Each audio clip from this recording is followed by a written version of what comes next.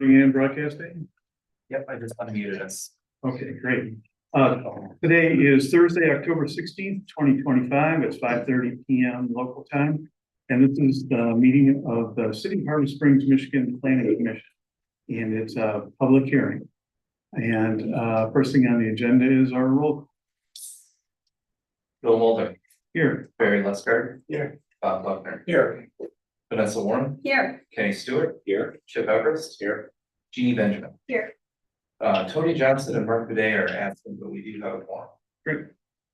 All right, next thing on the agenda is the minutes of September 18th. People had a chance to take a look at that? Are there any corrections or additions that you see? I move to approve the minutes. Second. Right, we have a motion and a second to approve the minutes. All in favor, please say aye. Aye. Minutes are approved. Okay, next thing on the agenda is public comment or correspondence about something that's not on the agenda tonight. And the only thing on the agenda tonight is the zoning board. So this is a chance where somebody could tell us what's on your mind, give us some suggestions, ideas, and you have 3 minutes to do that. All right. Let me go through this way. No, I'm thinking if you're here for what I think you're here for, yeah, then I think there's a better time to do it. Okay, is there anybody on Zoom that would like to make a? Yeah, well, Karen. Oh, Karen.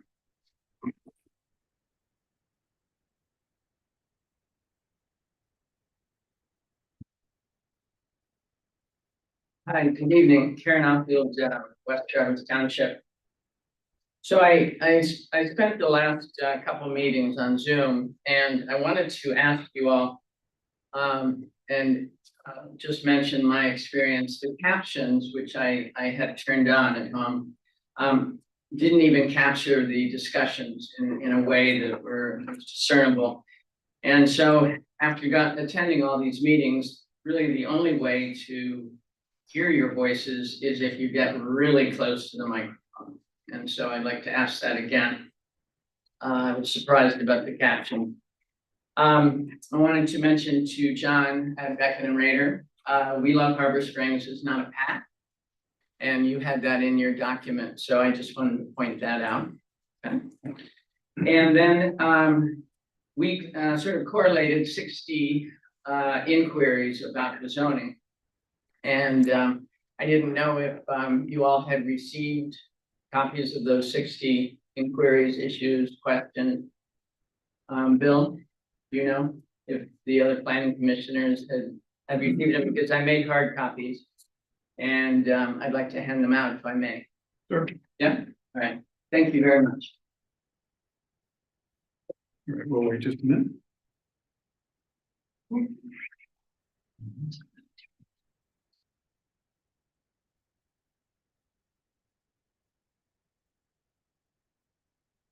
Jeff, looks like we have a hand up on Zoom. Go ahead, take that. Yes, I'm sorry. Thank you. Andrew Pappas. Just checking to see if you can you hear me okay? Test, hello? Andrew Pappas, are you there? I am there. Can you hear me? Would you like to comment? Checking to see if you can hear me. There's a little bit of a lag. I'm sorry. Yep, you sound great. Okay, is this the public comment section of the meeting? I just wanted to make sure I wasn't out of place here. It's a public comment section for things that are not on tonight's agenda.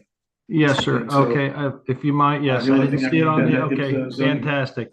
What I'd like to bring up. Comment about the zoning code? Well, I have I have a public comment about something that's not on the agenda. So what I'd like to invite is, I just don't know. First of all, thank you for your service to the commission, all of you. But what I'd like to ask is how many of, if you haven't, first of all, I live at 130 West Bluff Drive. Can you hear me? Okay. Well, let's move on then, and Andrew can pop back in if he needs to. That's great. Are there any more comments before we get into the agenda items tonight? Okay. Well, then, where we left the meeting last week is that, or a month ago, actually now, regarding the zoning code, there were 3 open issues on the table that we asked John and Jeff to go back and take a look at for us. And the first one of those, if I'm remembering it correctly, was the issue of co-living. The second one was planned development, and the third one was open space preservation. And John, do you want to take us through this one at a time and tell us what you learned and what you recommend?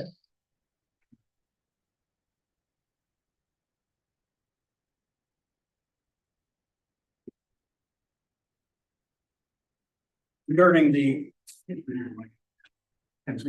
issue of co-living, there is a significant, but there's a large definition in the zoning code for family, which is actually broken into 3 subsections, which I noted in the staff report. The first subsection is an individual or an individual plus one unrelated individual. So it would be like 2 guys that were unrelated, they could live in an apartment. We have a group of individuals related by blood, marriage, or adoption, plus 1 non-related individual. Then the third definition of family or sub-definition is a group not exceeding 4 persons, unrelated plus dependents, but not exceeding 8 in total. Then there's an exclusion at the end that says that a family does not include a society, a club, employee group, school, lodge, organization, or boarding house. Mike done some. Mike is on. Yeah, could you get closer to it, or let's just test it and we'll get you new. Yeah. Actually, so to, No, it shorted out. It was. You guys pass in your microphone. I think they're very directional. If we're aiming if our heads turned down and we're speaking this way, it's not catching it directly. It's. wow, okay. So based on the definition of family, I suggested removing the definition of co-living. Because under the definition of family, 2 people that are unrelated can live in an apartment. So really, in terms of the way that the definition is set up, I don't think that we need a definition or a provision for co-living, so that was struck out of the proposed ordinance. Okay, let's pause right there for a minute. So, Chip, I remember you said, we want to be sure to allow roommates. Right. And we were going down the track of co-living as a separate thing. And then John and Jeff have kind of deconstructed the definition of family that's in today's zoning code and in the proposed zoning code. Right.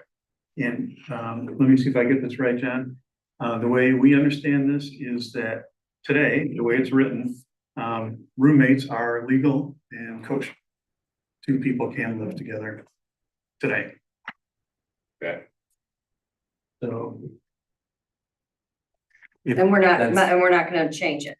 No, So you don't need co-living. let's make sure that we understand that correctly. Right. 2 people in a home can be roommates. 3 could not under this current definition. Okay. So I might recommend, we have a gap here where we have 1 individual, or we have an individual plus 1 non-related. And then our next definition is for groups exceeding 4.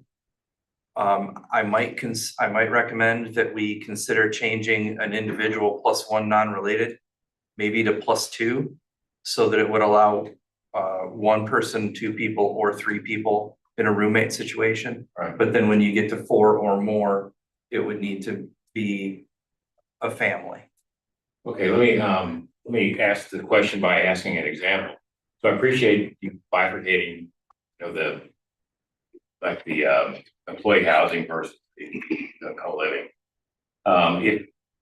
If someone has an ADU and they want to rent it out long-term, not short-term rental, long-term to someone, a young person, how many people can live in the ADU according to existing code today, or the one you're proposing?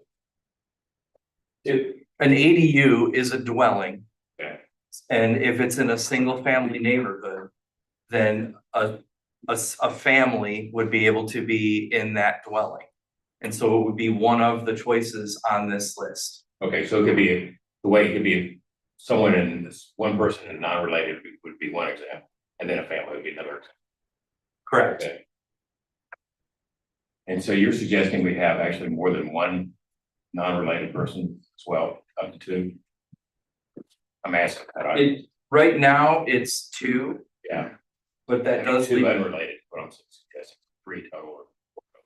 3 total. I would just, 3 total. I think that would cover the gap because we have an individual person or an individual plus 1. And then our next portion jumps to 4 or more and describing how that would work.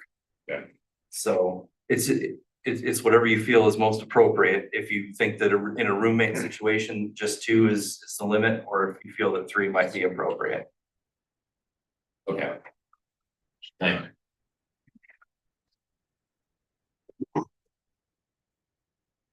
Any other thoughts from the planning commission members on this? You know, we'll go to the audience for the public hearing to give some input, but do you have any initial thoughts?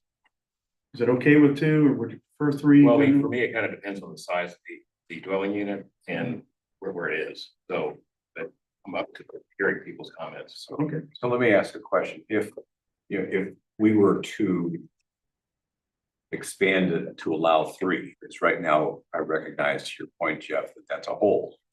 We have 1, 2, or 4, but not 3. If we had 3, John, does that force any requirements regarding parking, size of the building, size of the dwelling, anything like that? That would be determined when you have the SUP, the special land use, depending on the number of bedrooms. Okay, So that's why all of the ADUs now are all by special land use permit, so the planning commission can dive into those questions regarding the number of bedrooms and the number of parking spaces. I see. And yeah, just to say what you said only differently, this can only happen with a special use permit and a full review. Is that correct? That's correct. So that would be the time to say what's really going to be going on at this particular location. Yes, and because it's a SUP or a special land use permit, the planning commission can also add conditions to it. So you could set occupancy as a condition. So that can be monitored. So with a special land use, you have the flexibility of adding conditions. I see. Okay. so the special land use would only apply for an ADU, a new ADU, right? In all districts. In all districts, yes, we know that, but people can occupy a home today without a special land use approval. That's correct. Like Chip and I could be roommates, we don't need anybody's permission. Hypothetically.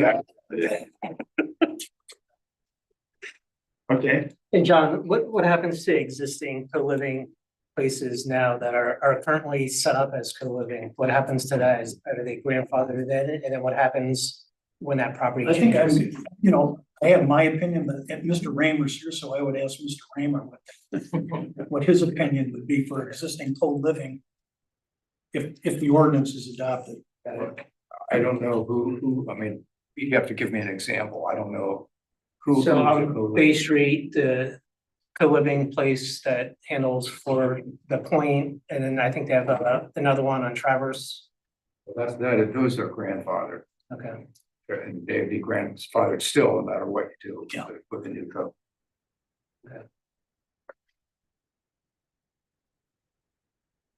okay.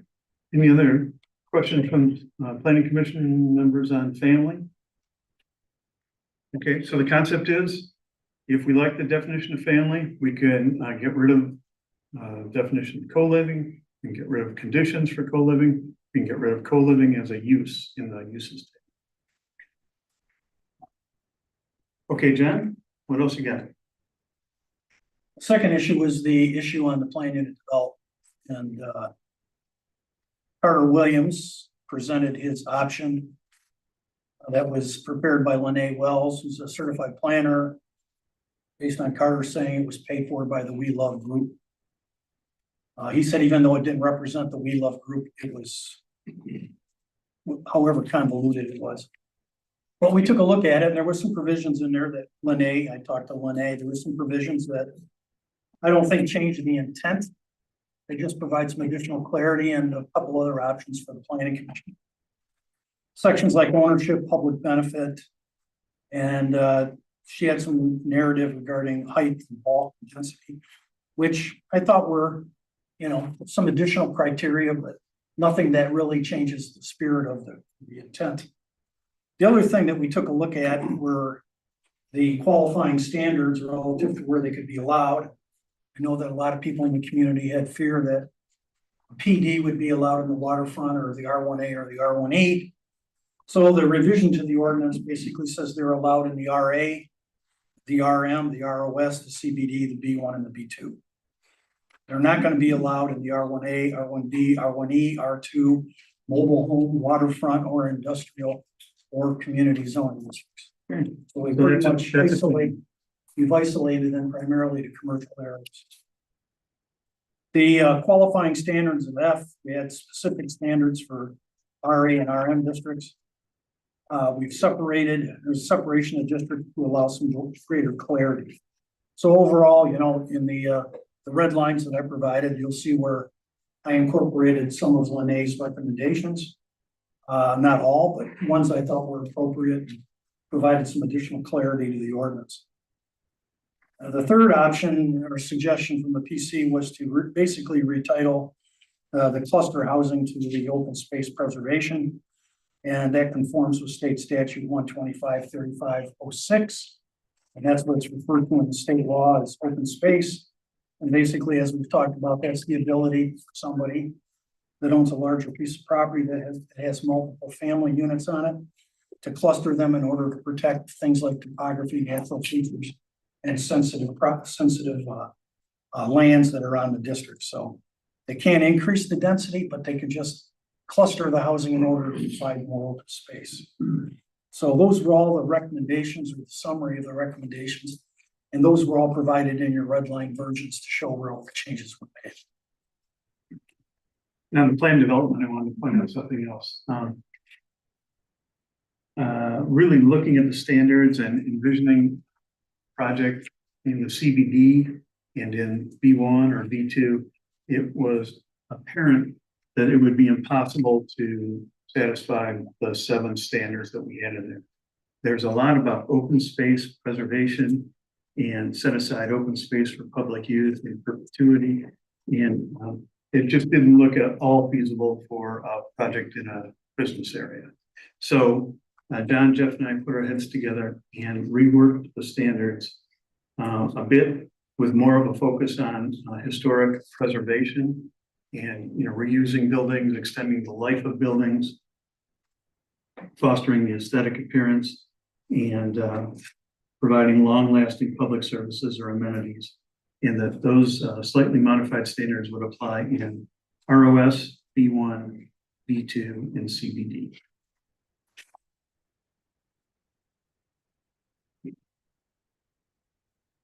Let's see, I also have a story to tell you about plan development, just to set the stage and maybe reframe it a little bit.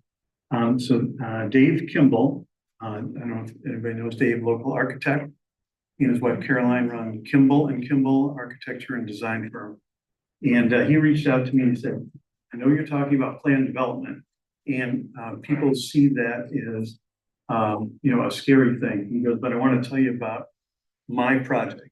He said back in 2003, he had some property on Lake Street, and this is on the south side of Lake Street, kind of between Ottawa and Arbor. You'll see it now. He has a very attractive, stylish white picket fence, and it has an arbor that goes through the fence, and you can walk through there. Some nice lawn behind there. And he said that he developed it, and he came and got permission for a planned development at that time. This was 2002. The size of the property was about 1.5 acres.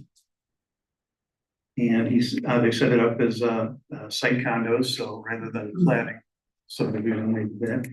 The reason they came for a PUD at that time, it was called, is that all he could figure out how to do would be to put in like a suburban cul-de-sac, you know, with a driveway off Lake Street. And he didn't want to do that. He thought that would not be in character, and he thought it wouldn't be attractive. He had a vision more of a village green, you know, type of arrangement with more traditional homes. And so they did get permission to divide it into 6 condo parcels. And it does have a very attractive village green feel. They were allowed 8-foot setbacks in the rear and the side, which was less than the standard, but it allowed them to achieve this thing that they were hoping to achieve. And so that's the story. And it helped me visualize something that wasn't a big old development in the middle of a field. It was, you know, infill and attractive, and you know, some people would see it as a benefit for the community. And so that was on about 1.5 acres. So just a data point. Okay. Planning Commission members, do you have any ideas or want to make any comments on plan development now? Any concerns, any ideas? Yeah, I mean, I really want to focus on keeping the temperature down.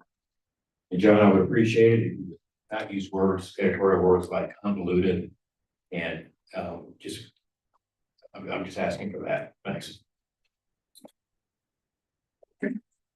Any comments on plan development and the aspects on that at this point? Any concerns, any ideas for improvements? Talk about. Well, we'll wait in here. Okay. Okay. All right. Great. Then this is the time when we could open the public hearing, and let me pull up the rules here.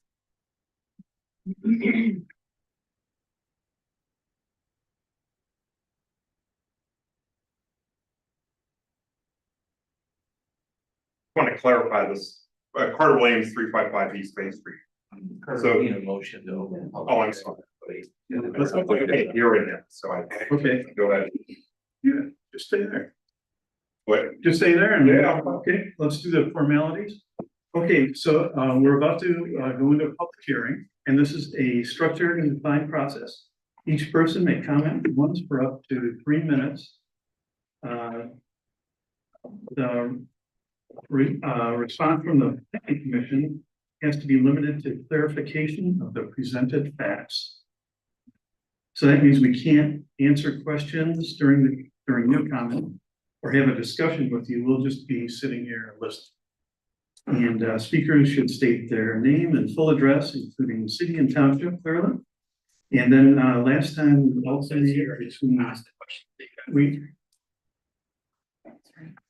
was that on? Okay. We'll alternate between people in the room and Zoom on a 3-to-1 basis. I think that worked last time. And I'd like to get all comments from city residents, city property owners, and city business owners before hearing from non-residents and non-property owners. And then we have to make decisions based on what's best for the overall community. And that's what we'll be listening to your comments kind of through that, wouldn't be a letter for listening. What would it be? Bible. Okay.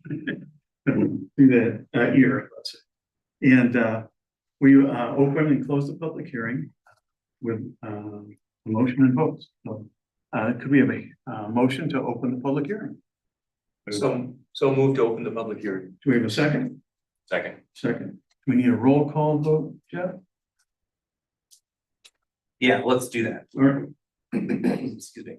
Chip Everest, Yes. Kenny Stewart, Yes. Vanessa Warren, Yes, Jeannie Benjamin, Bob Buckner. Yes. Barry Lustgarten. Yes. Bill Mullen. Yes. Motion passes. Okay, public hearing. The rules are on effect. Timer's running. Go Carter. So 355 East Bay Street, Carter Williams. I just want to correct the statements that were made here tonight. So, like, Leaning, who has done this multiple places in a professional, wrote the draft. The reason why we created the draft was because in the previous hearings, there were more than enough people that rejected the concept of what the PD was. I took the step to meet with those people to try to reconcile the fact that they would all vote for a protest petition if you moved forward. We drafted those things up, paid for them to be done, a professional, not obscure, not confusing. I tried to submit them into the packet, was rejected for the first time ever that I've ever seen that in terms of, no, we do not want to include it to the packet. We wanted to submit it to the packet so the public could hear. We then had this hearing last time. There was a discussion that we should take this offline and go have it. When that discussion occurred, I was told it was to be a private meeting, to which the public said, we can't have private meetings. We Love Harbor Springs is trying to have a private meeting. We never wanted a private meeting. We suggested that there be a working group meeting to deal with the fact that there are more than enough people that will file a protest petition against this if they're not settled down. And so we made a step in the direction to try to lower it. But that meeting got canceled for God knows why it got canceled, because I said that we wouldn't have a private meeting. There was no subsequent meeting. Nobody's ever published the original draft that she had. And tonight there was a comment that it wasn't really materially different. It is materially different because it has objective standards, and we have stressed without objective standards, you are likely to get sued by developers. So I don't know why we consolidated that entire conversation and put it aside, but we made an attempt to try to take the noise down, and we're cut off by not publishing them, not making them available when we had an opportunity to have a side meeting. Now, this could be this whole excuse as to why we couldn't have a side meeting amongst all the people in this room who might want to talk through it and work through it. I don't even want to go there. It's disappointing that in an attempt to try to get the things calmed down, the whole thing was cut off. So, but these are objective standards. They are clear. They were written by a professional. They were written from input from people, and anybody is open to comments. So that's all I had to say. Thank you.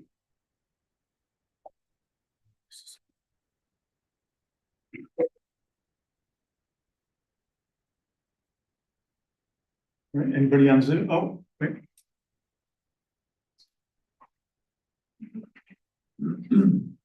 Evening.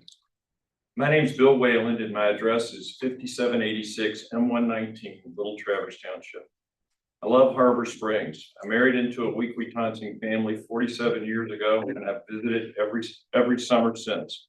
I'm a preservationist and an architect who redevelops historic areas in Kentucky, my home state, Ohio, and Indiana.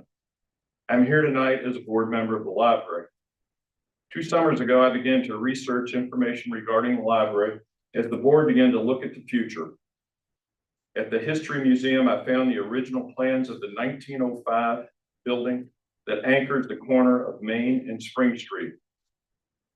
That fall, a plan was developed to address our needs, balanced with the needs of the community. As we refined the plan, I reached out to Jeff Grimm to discuss the concept and how to move it forward. Rightfully, we were told that it would be best to wait until the revisions to the zoning code were completed.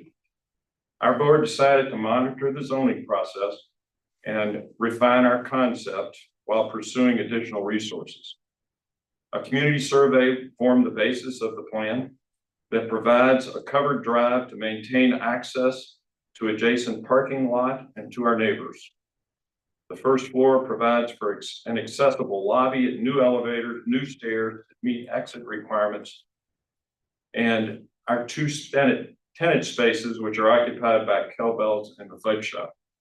On the second floor, there will be 5 distinct areas of learning and social activity for the library, with a spacious design utilizing glass and wood to maintain the library's historic feel. We're excited about the project. Our existing 37-foot tall building will be restored in keeping with the original plans. We do not oppose height limits, but we're concerned that in this case, the quest for certainty in the code may limit the impact of a true community resource. We would like your help in discerning a pathway within the code for projects like ours, because the addition has a proposed height of 42 feet, which exceed the height limits in the proposed code. They have the opportunity to participate in a transparent plan development process that, unlike the large acreage PDs for the non-CBD areas, would strictly be oriented to CBD properties. That would potentially allow our small addition to exceed the maximum height. Thank you for your leadership, and please let me introduce our board chair, Tim Knapp.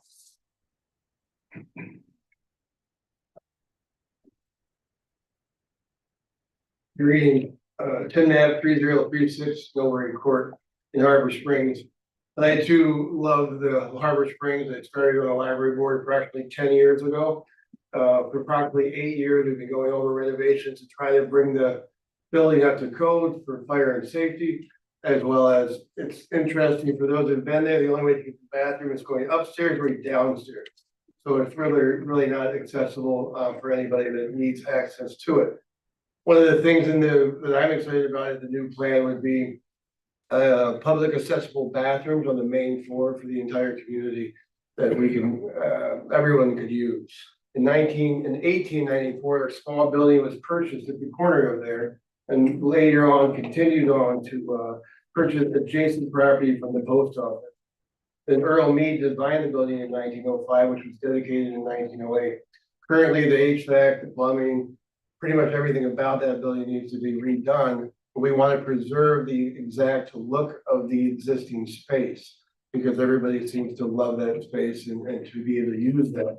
We need meeting rooms for tutors. Right now, when people get kids or family members get tutored, it's out in the public, so we want private spaces for that, as well as public meeting rooms, so you could actually have a conference table and have a private meeting for that as well. All of these things the library's been doing without these things for the last 115 years. We'd like to continue to be able to do that for another 115 years with these additional resources for the community. This will keep the developers out of it, trying to make it into condos and push us out. We could actually monitor this space and actually make it for the entire public in this community. The preservation of that building is the #1 concern, keeping it where it is, the way it looks now, and just expanding out over which is our property as well. When we went through the codes, and we were trying to make sure we keep that space so people can drive their cars into that parking lot rather than putting a wall right there all the way down to the floor. Hence, we really have grown over the years. Right now we have 3,300 active patrons. That does not include all the people that come and go to the library to check things out. 3 years ago, we had a part-time director. We opted to increase programming for the kids and other functions, partner with Festival of the Book. And we decided 3 years ago to hire a full-time director. And I'll introduce him, Mike Frampus. Thank you for your time. Thank you, Tim. You're welcome. As Tim said, I am Mike Frampus. I'm the director of the Harbor Springs Library. I live at 459 Arcadia Drive. And I guess what I want to talk about is how much are people using this library? Because I know some people here I see come in there, some I don't. But since COVID, library use has actually increased substantially, and that includes our Harbor Springs Library. Last year, we had over 17,000 people actually walk through our doors. We have a little counter that keeps track. This year, 2025, we're already at 18,000. So our services are growing as we offer programming. As they said, we surveyed our community. They really like the old building. They like the setup in there. So we don't want to disrupt that, but we want to add some things to our services. Some things that we're doing. So I want to let you know kind of what's going on there. People visit every day. They come in every day. They work. They check out books just like you'd expect at a library. But they also sit at our tables. They use our Wi-Fi. They use their computers. They do work basically not from home, but from the library. They print stuff. We have free notary services. We do story time 4 times a month, and it's well attended by both children and their parents. We have tween programming, including STEAM, robotics, art stuff. We do coding. They meet twice a month. We have authors that come in, and we have babysitting classes, driver safety classes for seniors. We have an advisor who comes in and works with people who are having trouble navigating like Social Security or Medicare, things like that. They sit with them. And we work with the schools both during the summer and during the school year. Groups come down or we go up there. We host events for the Harbor Springs Festival of Book, which is really well attended. And as Tim mentioned, we have tutors that work in there. We're constantly getting calls from people wanting to know if they can use a small space to have a little meeting or meet with people or do an interview or something like that. And because of our open floor plan, we just don't have that. So, you know, I think we're trying to find a plan that really works well for this community. And I think we have one. So I'm hoping that we have a good plan that if afterwards we'll have some renderings that you can take a look at if you'd like. So I guess what I really want you to know is that we're really making a difference, but being able to expand our building a little bit and provide some of these private spaces will really serve this community well. Thank you. Thank you, Mike. All right, let's go to Zoom. I see Lene, and let's go to Lene. Hello, can you hear me? Yep, you sound great. Okay, thank you. My name is Lene Wells. I'm at 1451 Robinson Road, Grand Rapids. I'm with Align Planning. Thank you very much for having this meeting tonight. I just wanted to take some time to thank John for reviewing the planned unit development standards that we prepared. We appreciate the changes that were made. Not all of them were made. I just wanted to talk about a few of those. We would still very much encourage the Planning Commission to consider the minimum acreage qualification, at least for the RA Residential Agricultural District. That is the one district in the community where we still have larger lot sizes, where we have that agricultural heritage, and with the 10-acre limitation or 10-acre requirement for a plan development, we'd have more opportunity for innovative site planning in those areas. The other piece is that the test plan, that idea of a test plan with some of the other zoning districts, not as likely in the CBD, but if someone is asking for more density, it would be helpful to require that they produce a plan that shows what could be built by right, and that determines the base density. And then from the base density, you'd be able to have a better understanding what the increase in density could look like, how the configuration would change related to what's by right and what someone would request with a plan development. The other piece that we had in there was that we suggested that an applicant provide a table that has columns that says, this is what the ordinance requires, this is what our plan development is requesting, so that there's a very easy comparison between what's allowed by right and then what's being requested. After having administered plan developments that were created 10, 20, 15 years ago in other communities, it's really helpful to have that table, especially on the site plans, because inevitably people are going to want to change something. They're going to want to build an accessory building. They're going to want to do an addition, and knowing exactly what the approved setbacks are on the plan is really helpful, and having that table has been helpful. The other items are just kind of high, more detail oriented, but I noticed in the RA district, the lot area. Oh, am I at 3 minutes? Okay, I'll be real quick. The RA lot area for single family it only says single family residential. So I don't know what the lot area is for other uses like greenhouses and churches, and how someone would, if they came in and wanted to subdivide, what would the lot size be? The setbacks for accessory buildings, I think the reference is incorrect there. We would like to see something referencing utility connections. And then I'm still really encouraging you to consider maximum stories for the residential districts. We're seeing so many box houses being built that are definitely not in the character of Harbor Springs. So, Or, this is not in Thank you. relation to land development, right? no, Just in right. general? Yeah, the RA, the lot area for RA is in general, the setbacks, for accessory buildings is confusing because it says principal building setback 5 feet. The reference to maximum size for accessory buildings, it looks like it might be incorrect in the ordinance draft. And then we're still really hoping you consider having maximum stories, at least in the residential districts, because we're seeing these box homes being built up and down the lake shore, which are definitely out of character in Harbor Springs, or at least require pitched roofs.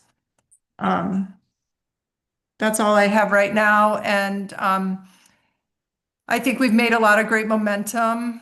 I hope we're not in a rush to just get something through, and these are kind of smaller things that do mean a lot to the community, and we hope you consider them and take time to maybe give it one more last review before sending it to the city council. Thank you. Thank you very much. Let's go back to the room. Any more thoughts here live?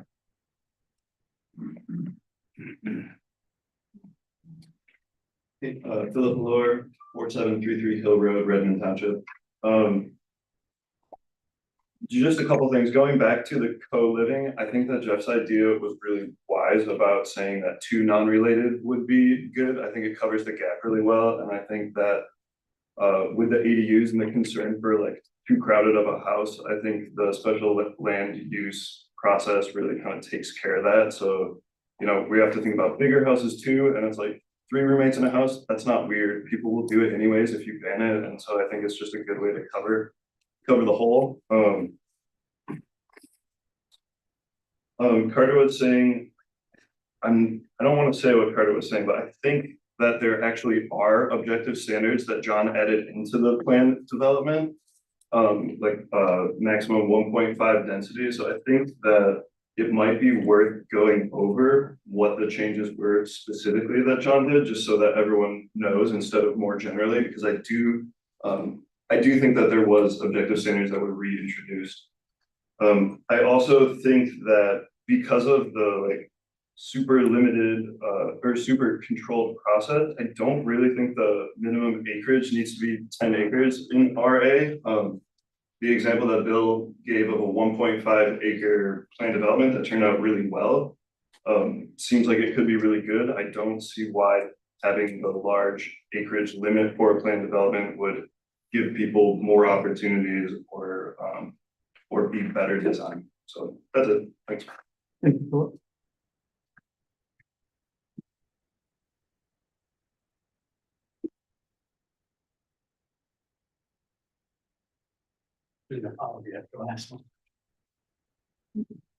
Sam Barnwell, Pier Restaurant.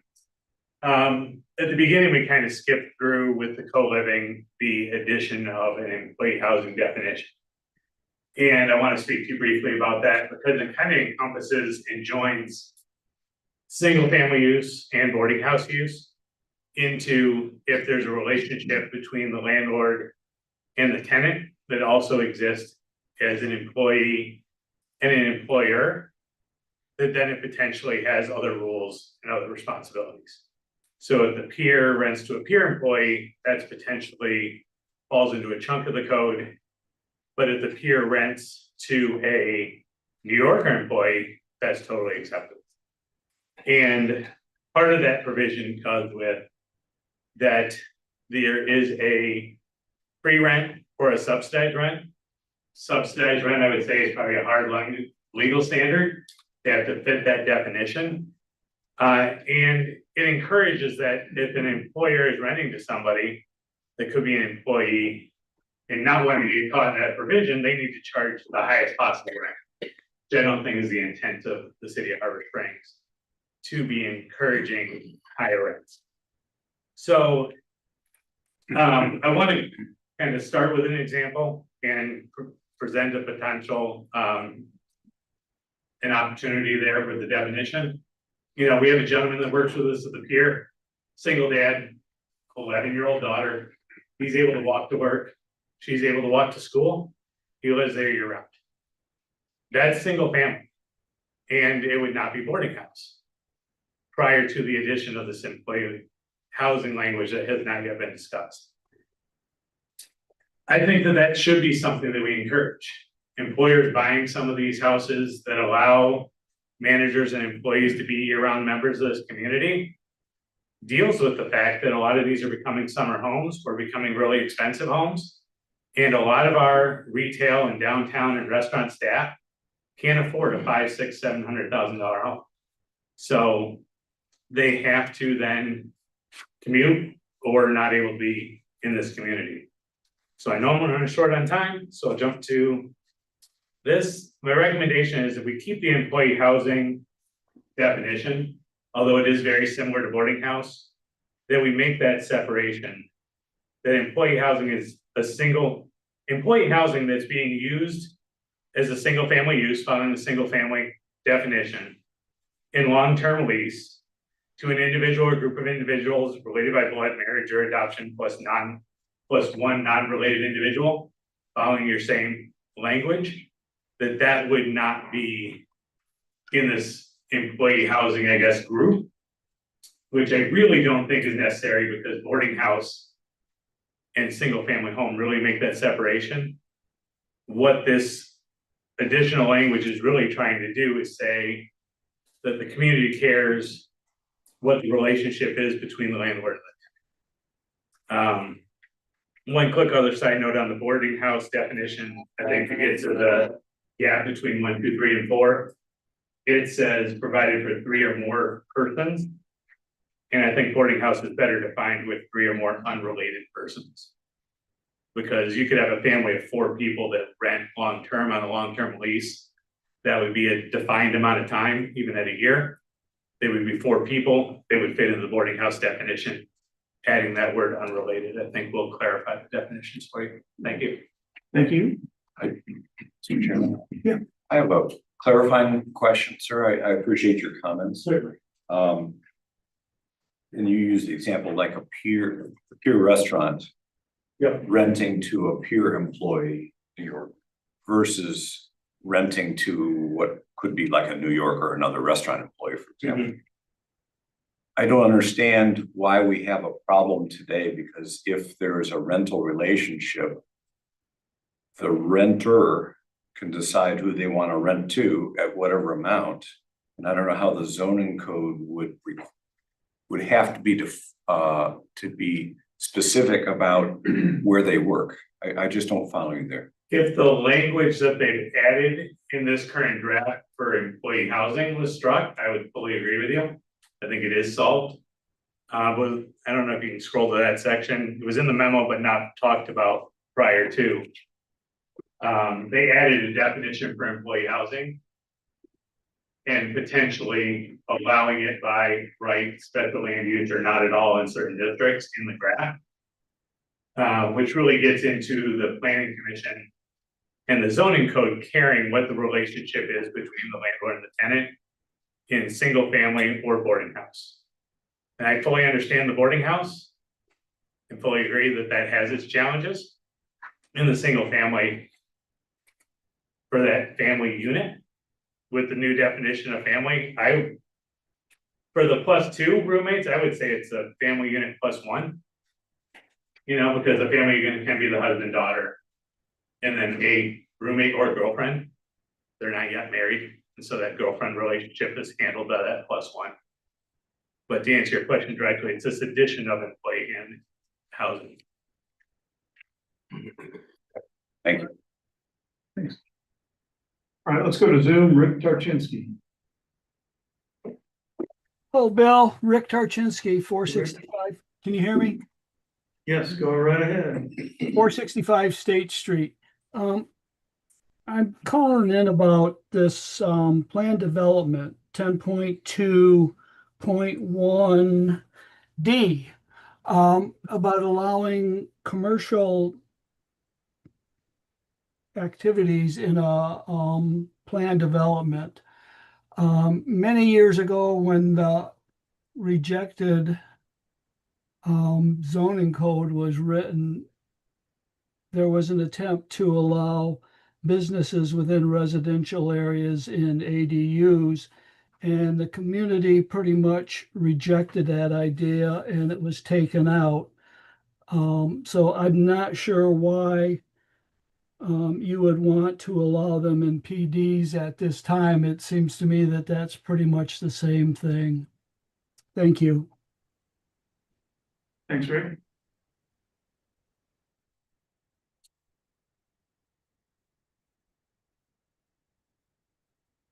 All right, anybody else in the room care to comment? Okay. Okay.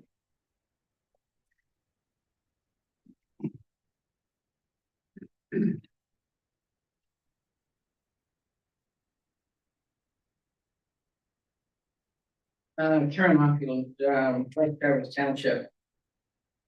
You had great comments. Yeah, the co-living I noted for employees was gone, but I really think it has to be addressed. He's absolutely right. I spent quite a bit of time this morning reading about co-living in 4 and 5 bedroom homes. This is in another state. But what the landlords do is they charge for every bedroom. It's a bedroom kind of allowance versus a number of people. So that's just something to consider. I had noticed that commercial part of the PDs in the residential areas, bringing commercial in, that was something that I noted as well. The co-living for ADUs has never been discussed again or before, and it sort of it brings us to a lot of matters that haven't maybe been discussed enough. The document that we gave you today with 60 issues or questions, there are things that the community brought to us, questions, things that I saw on Facebook that hadn't been answered, and then going through all the meetings that we had held, questions that I put a big queue on. And so, like Lene said on when she was speaking, if there's any way we could get a lot of these issues talked about, I think it's going to be better in the long run. And because you guys we consider you guys the experts now. You started on May 15th, and before this product goes to the city council, to our elected officials, it would be better that we work it out among ourselves before it gets passed on to city council. And then the only other thing is the number of stories. I don't think the number of stories versus the number of feet is really understood well enough by the public. Thank you. Mr. Chairman, I have one more clarifying question, Gary, if you don't mind. You gave us this list of 60 items here today. I'm just wondering, where has that gone, that list, and where is it going? Is it going to be part of any submission to city council? Yeah, great question. And I'm sorry, I forgot about that. For the public, it can be found on our website. I published it there. And I think what it shows is that for us, some of these questions aren't answered yet.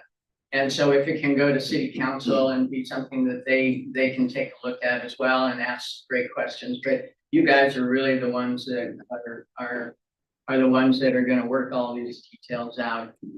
So is it going to city council? I don't know. No. Thank you, Ken. Okay, last call on public comments from the room as well as Zoom. Allison Larson had raised her hand and I accidentally turned that off. So let's see if she would like to comment. Allison, are you there? And would you like to comment?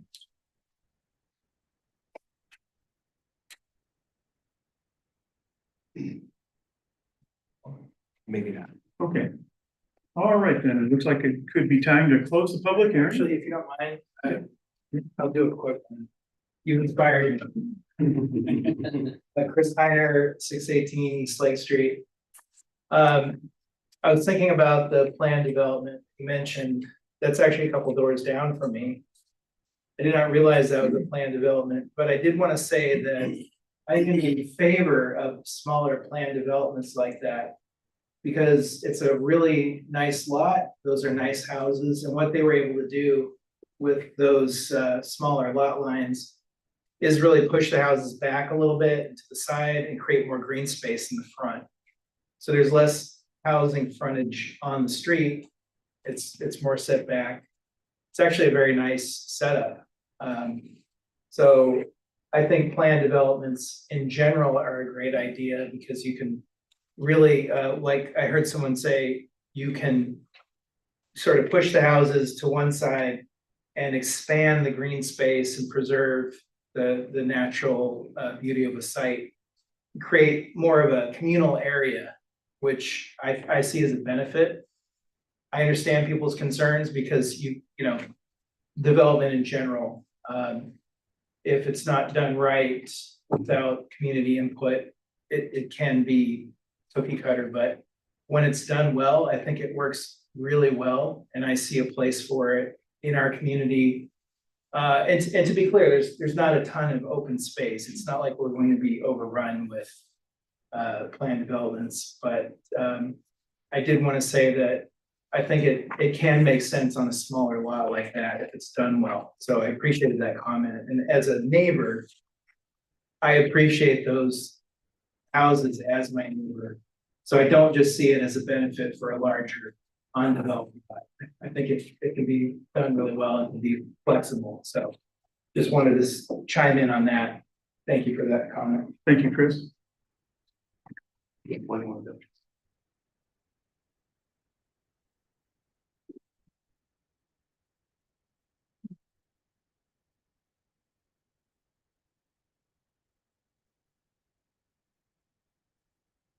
Hi, I'm Jade Rye, Harbor Springs. My concern with any development is again, our utilities as far as the shortage or how they're gonna become overused. And to where we have to expand it. I don't know if this is where I should be discussing it, but that's my main concern is the cost of the sewer system and our water supply and our electrical grid. And if, you know, I don't mind the development on Lake Street is really nice. It looks well. But again, you know, I know we're already over what we should be, or that we need to expand some of that already.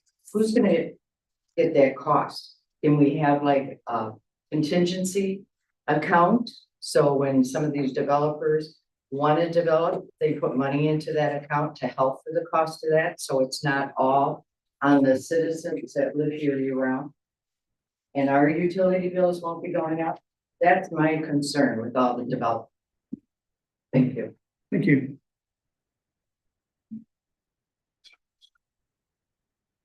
Okay, last call, public comment, Mark.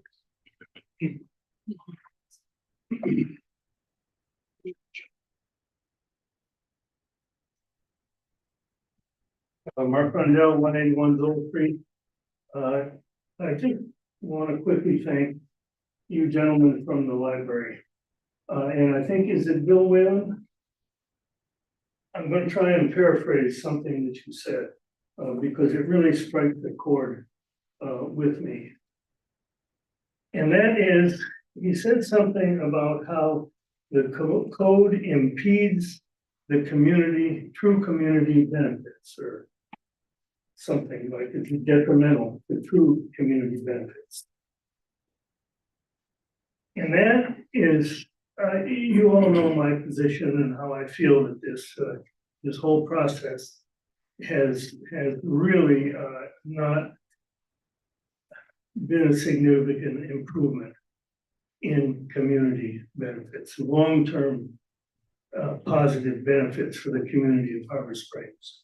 And I think that their example of the height limitation on the historic library building downtown is a really good example of one of the ways that the code restricts, prohibits, stifles true beneficial community development.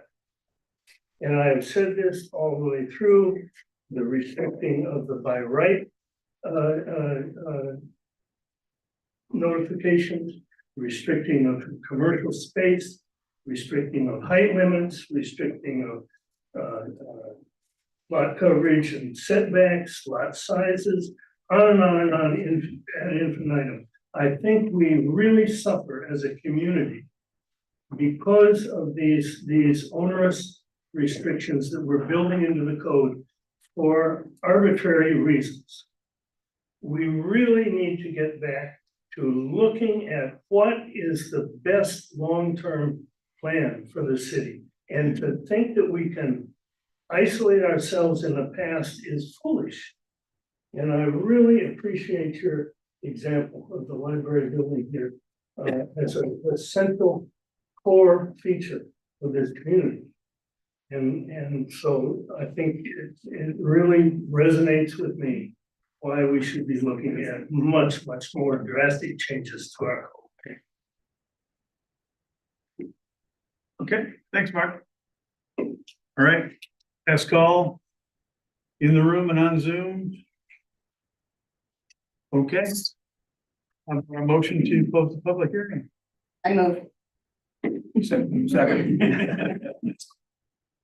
We have a motion and a second to close the public hearing. Jeff, you want to do a roll call? Roll call. Who is the second on that, please? Thank you, Bob. Ready for a vote? Bill Mulder, Yes. Barry Lustgarten. Yes. Bob Buckner. Yes. Jeannie Benjamin. Yes. Vanessa Warren. Yes. Kenny Stewart. Yes. Chip Everest. Yes. Motion passed. Okay, thanks everybody who gave us comments and now we'll see what we can make of those comments. And would you like to tackle family first? Planning Commission members? Okay, yeah. Let's talk about family and let's talk about roommates and whatever else we heard. So any thoughts based on what we know? I wanted to start with an easy one.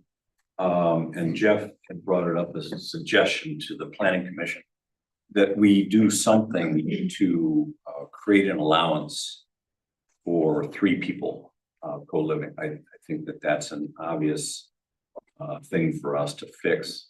As far as who's related to whom, I'm willing to have all 3 unrelated to each other. And I think that, again, this being a special use going through the special unit procedure will allow us to discover if the arrangements are reasonable in terms of housing size and parking and potential disruption to traffic and so forth. So I'm very comfortable in expanding it to fill that gap. But 1, that's 2, only 3, 4. ADUs. Only ADUs are special. Mhm. Construction. That's right. Yeah. 80, yes, correct, only with ADUs. So I just think that we need to make that revision. All right. Let's go around. How do people feel about trying to accommodate 3 people? Yeah, I'm fine with it. Okay. Likewise, All absolutely.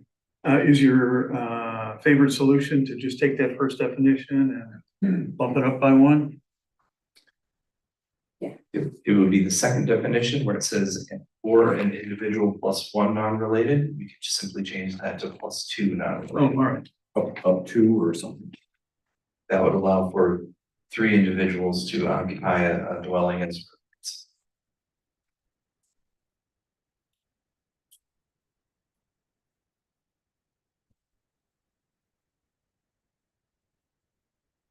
this is just for you. No. Sorry, Barb, hold on.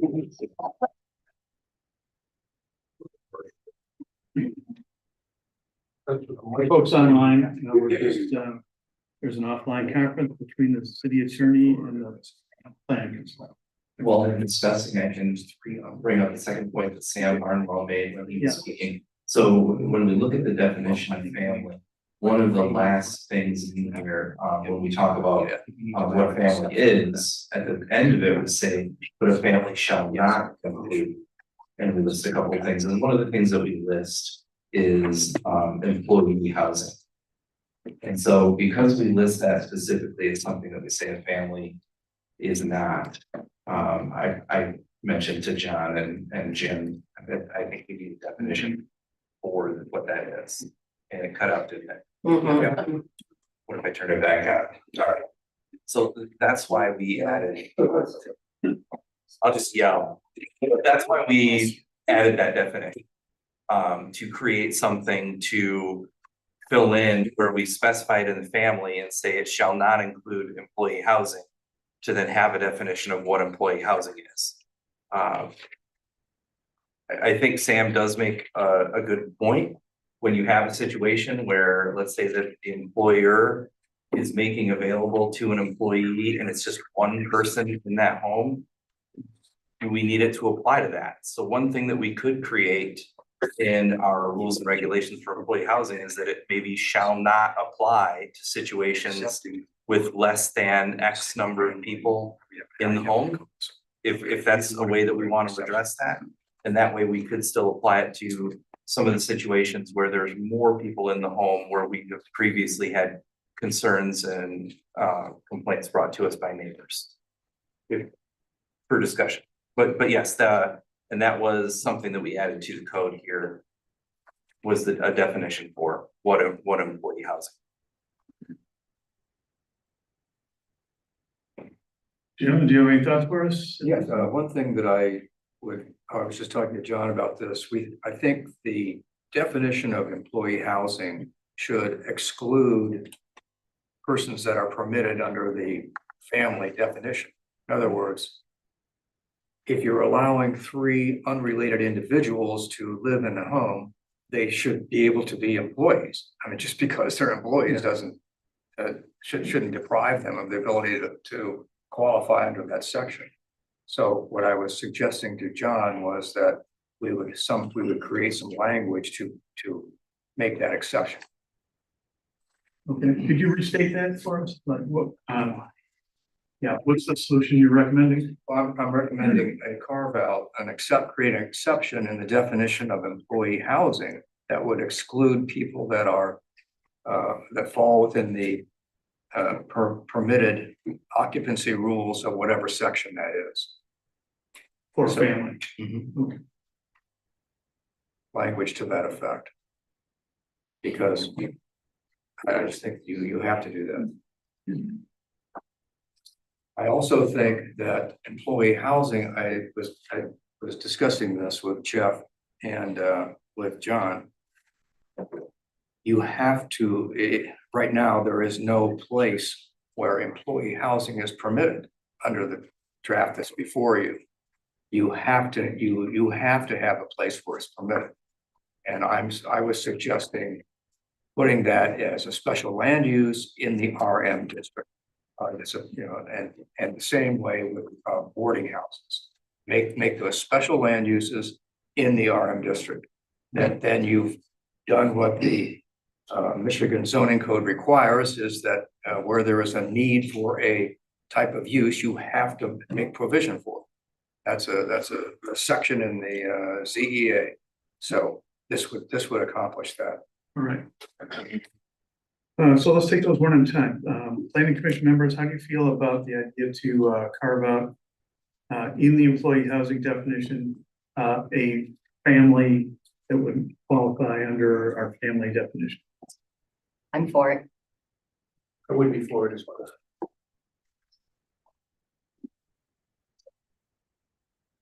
I'm for anything that improves flexibility. We've heard in the open houses and town halls. We've got to do something to help with the ability for workers to live here. And unfortunately, we've been able to shut down many of those avenues on some of the other provisions. So I certainly think it's important to have as much flexibility here as possible. So I don't have the specific wording, but to me, the theme should be allow different situations to occur. Thanks.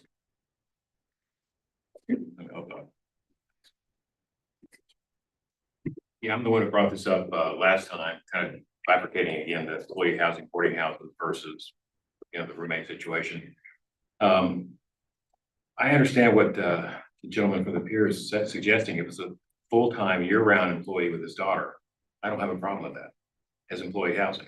What I don't want is the 3 months of the year fraternity house, short-term rental like, Mackinac Island like housing that creates a big impact on the community, and the home stays empty for 9 months. That's what I don't want. So I'm all ears in terms of how we can reword it or rework it. But I don't think the community benefits from an existence like that. But I think it clearly does for a full year-round employee with his daughter who works for, you know, restaurant here. Thanks. Okay. All right, sounds like we're in agreement that we do a couple things. We'd say we allow up to 3 roommates under the definition of family. And then we would carve out anybody who meets those family definitions from prohibitions in employee housing. And Jim also recommended we allow employee housing in, for say, the RM district by special land use. Well, he says we must. He says we must. So, But somewhere, not there. That's right, it doesn't have to be, but it has to be somewhere. I wasn't aware of that either. We had to do it. gotta do it.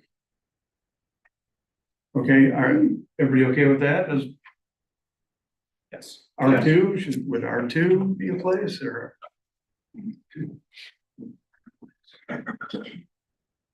Personally, I think in multifamily is where it Okay. and you're talking highest density there. So RM, Yes. RM.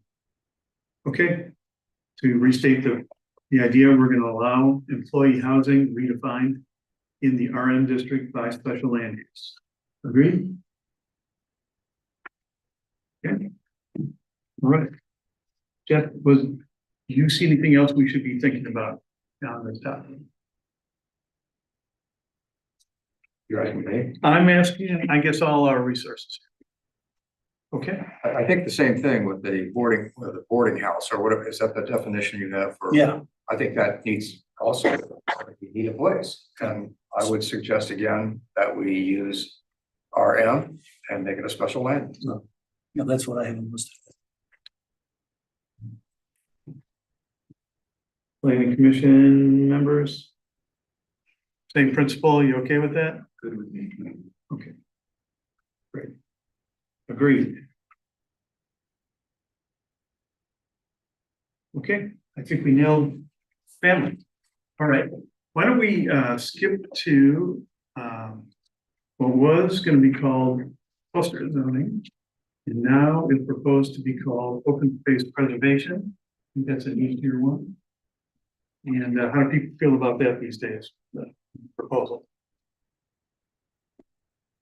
Essentially to rename it and get rid of one standard that is not applicable for us. I'm fine with it. I'm fine with it the way it's written.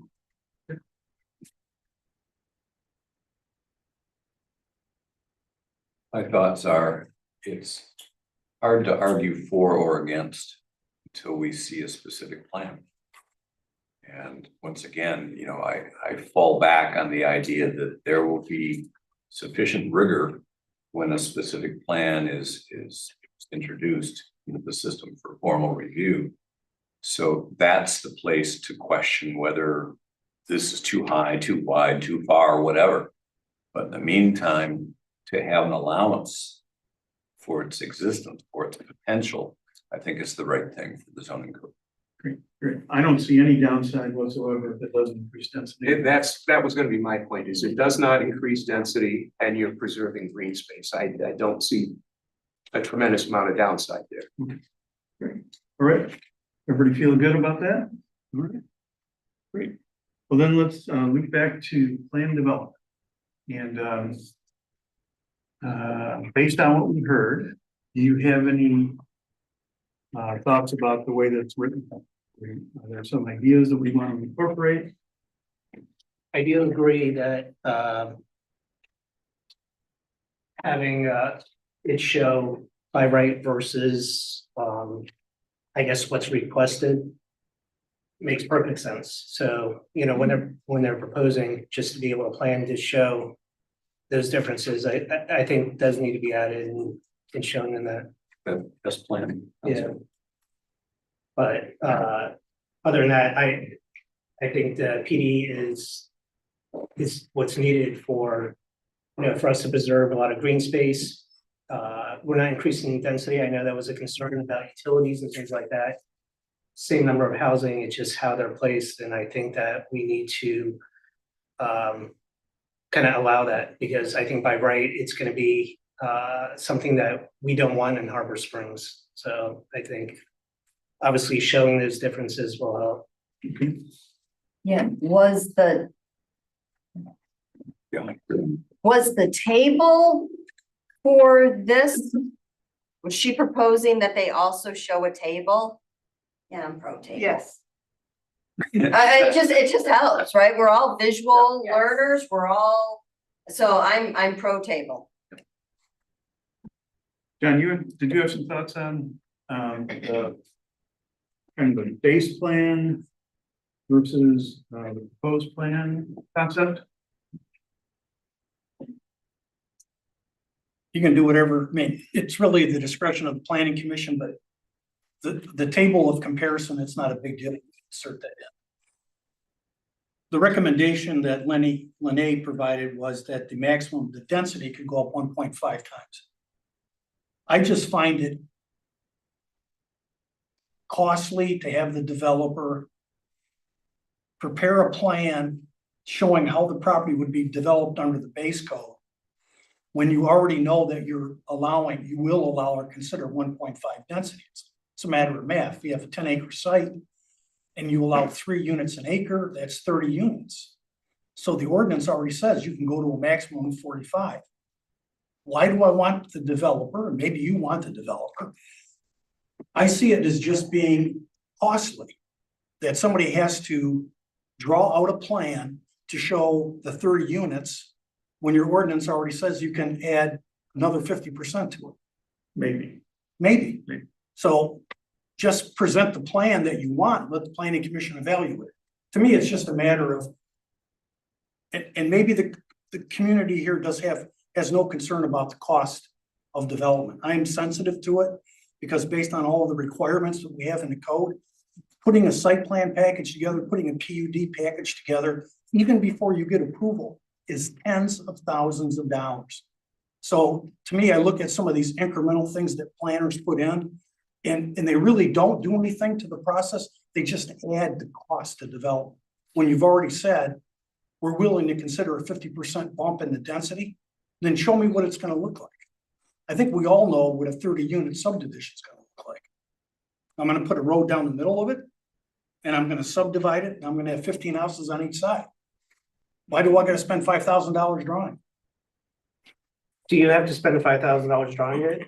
I mean, it could be like what Bill presented for the example. You know, it was a cardboard with houses drawn on it. Unless you want me to put that in the ordinance, that it doesn't, but typically if it's in the ordinance, the planning commission may say, wait a minute. You're doing a line measure drawing for your PUD. I want a line measure drawing on a survey for the base. So I mean, like I said, that's a decision that the planning commission can make. I just think it's when you already put in the ordinance that you're willing to consider a 50% bump in density, show me what that's going to look like. I already know what a traditional sub's going to look like. But if you want that, I can put it in.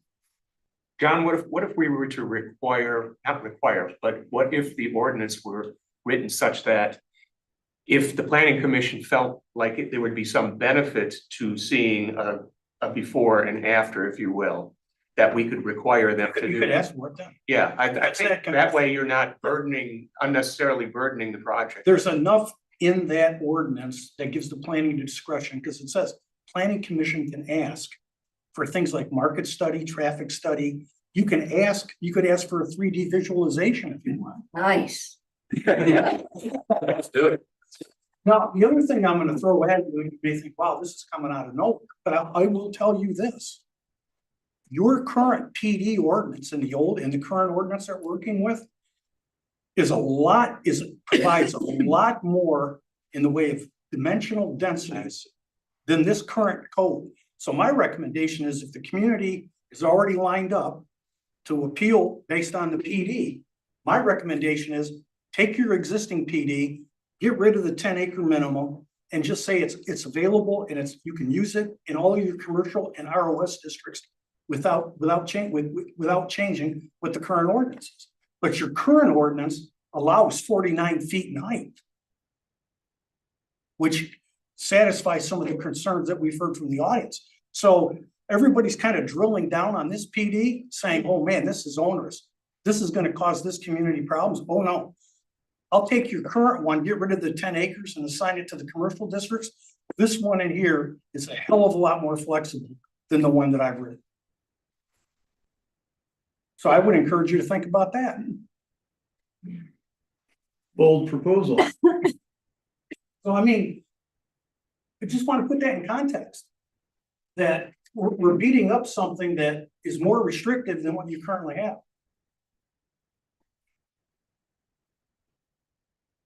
Tell me where you want to go. All I have to do is codify the sections. I'll have it done in 10 minutes. Tell me. Oh, you want an answer? Yeah. Yeah, I want an answer. All right. We keep falling back on this PD is this boogeyman is here.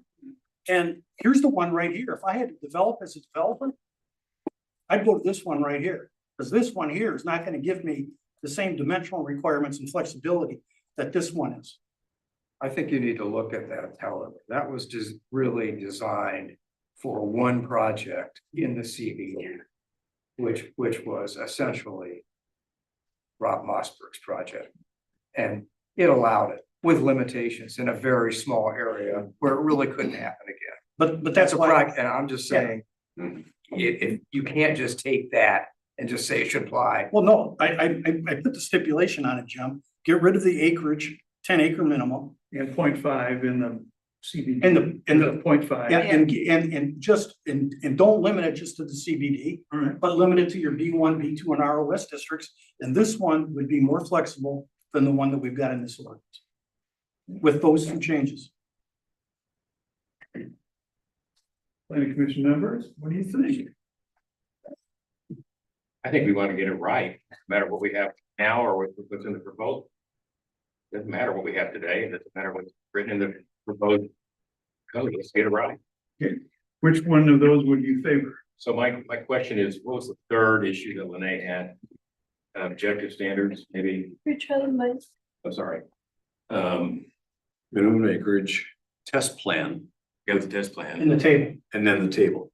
I'll get the table. And then there were some other discussion items about what would it look like if they were to be subdivided, potential churches, and then she got into ADU utilities and maximum story heights.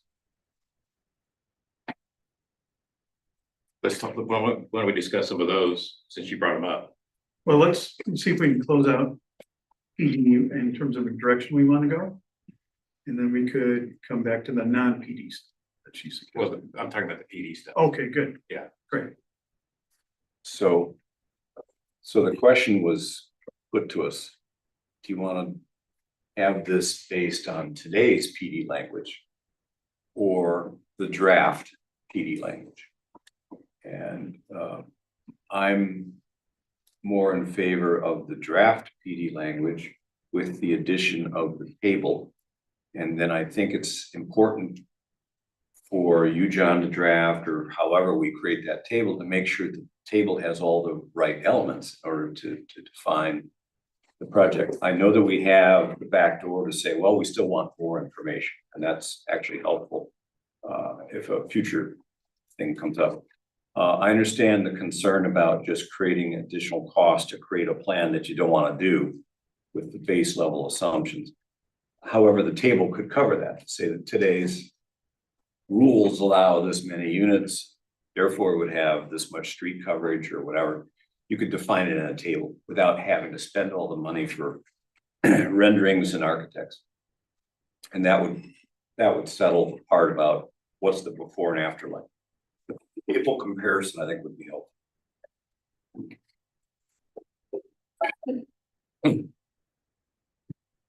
Let's, try to narrow down. Do we favor the draft, the way it's written with the more stringent rules? Or would we like to retreat to the current language and adjust or get rid of the acreage minimums that are in there today? Well, I definitely think we should get rid of it, regardless of, I mean, I know that they're not in there in the current draft. Yeah, microphone. Yeah.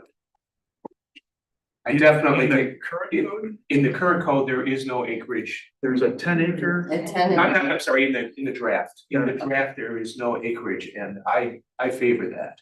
I think that I agree with your perspective that frankly, if we require a 10-acre minimum, I think it could potentially lead to mega development that I think probably a lot of people are afraid of.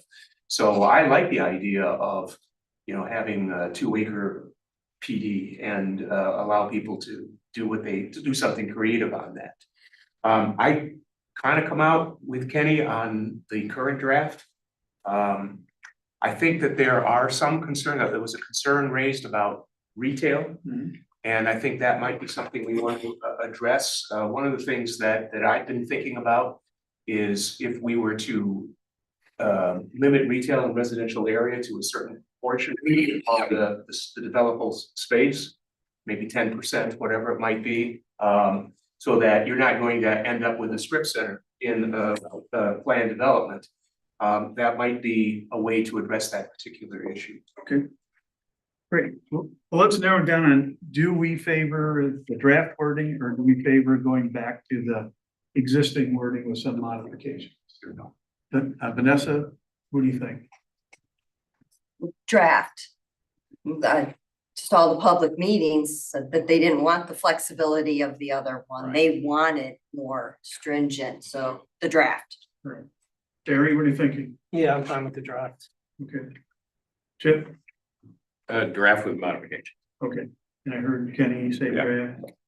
Amy, what are you thinking? I think draft with modifications, but the way I read, I guess you'd say the existing code is 2 separate, one for the 10-acre, one for 0.5. And I think if we look at the 0.5 and take the acreage out, I don't care, but if they're 2 different, depending upon the size, then you can build in retail or build in what you want to where you have a higher density. And where you don't have the high density, right in where that is written in the existing code, it's all about natural and it's a maximum height of 35 feet. So I'm not saying keep it, but the idea with the larger acreage was natural surroundings and keeping it that way. And I think there's something to be said. Okay, so what I heard is you would favor the draft language with some modifications. Yeah. And I too favor the draft language as it's so many more hurdles and so much more public comment, and we got a lot of more guardrails in that.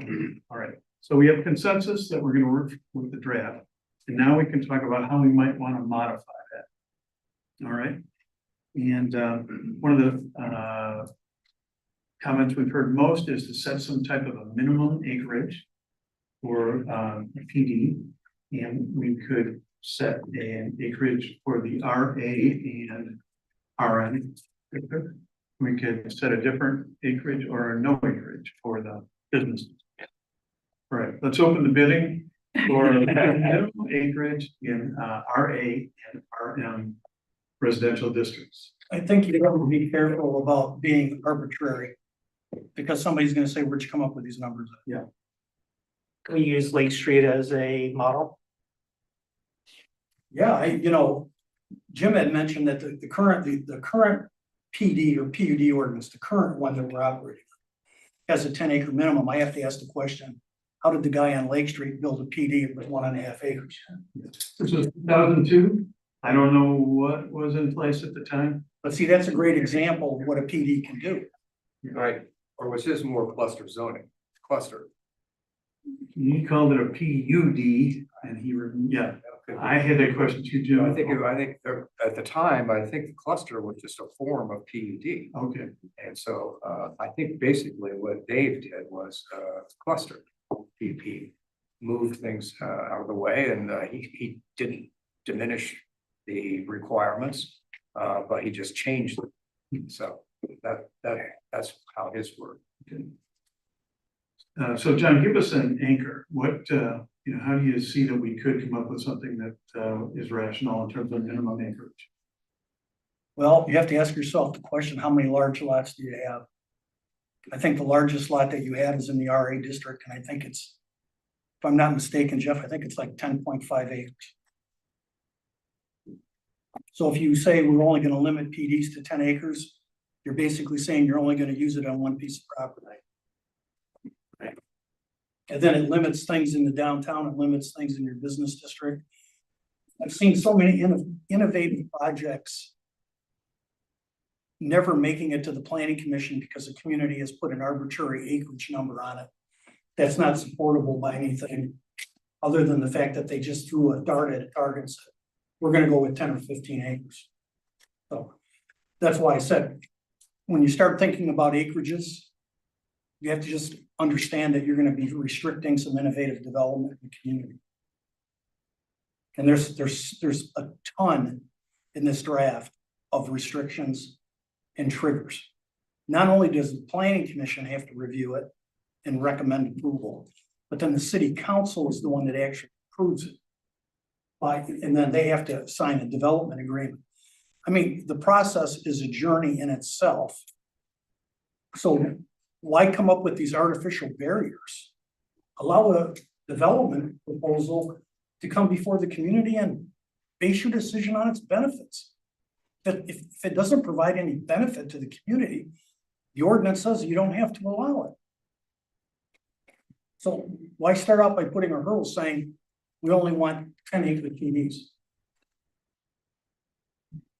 You see where I'm coming from on it?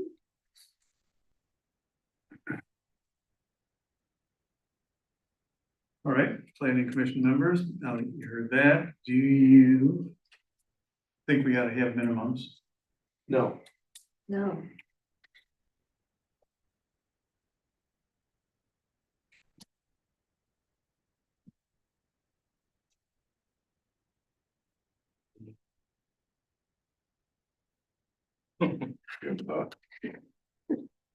Well, my answer is I don't know, because, we have planned developments in the city. And my answer right now is I don't know, because we have planned developments in the city that I don't think benefit the city. And to the extent that, those were allowed by a planning commission, and I guess by city council, I don't know. I wish we had, I like more guardrails. So, and I don't, I also understand that the fact that the largest lot's 10.5 acres, and it doesn't make sense to have a 10-acre minimum. So do we want to have a minimum? It kind of feels like we need to have a minimum, but I don't know what the number is. Chip, do you feel that a minimum would have prevented the land developments in the city that you're uncomfortable with? I don't know. I don't know. I mean, I don't know if that's the guardrail that we needed to protect against those. Right. I agree. I see your point. Yeah. Barry, any thoughts? It doesn't work very. Yeah, I mean, I don't think we should have minimums because I think kind of coming up with different ideas and different, like the Lake Street properties, and coming up with something out of the box that definitely preserves kind of what is Harbor Springs. I wouldn't want to lose out on an opportunity for that. So, should there be a minimum? I don't know what that number would be, but Yeah, I don't know what could be done with no minimums. So you'd rather hear a proposal than not hear? a proposal? I don't, I'm curious, what would be the downside of having no minimum? I do, if I could just interject, I do think that the idea of having separate guardrails for the ROS B1, B2 and CBD versus RA and RM, I think that makes a lot of sense. And that's something I'd like to preserve. Because it's apples and oranges, really, when you think of it. Totally. Agree. Jeannie, what do you think on minimums? I don't know. I don't have a feel. I guess my first thought, take 10 acres out and think about downtown. How do we preserve the historical buildings? If somebody came in and wanted to do something and they were going to tear down turkeys, I don't care. Is there something in place?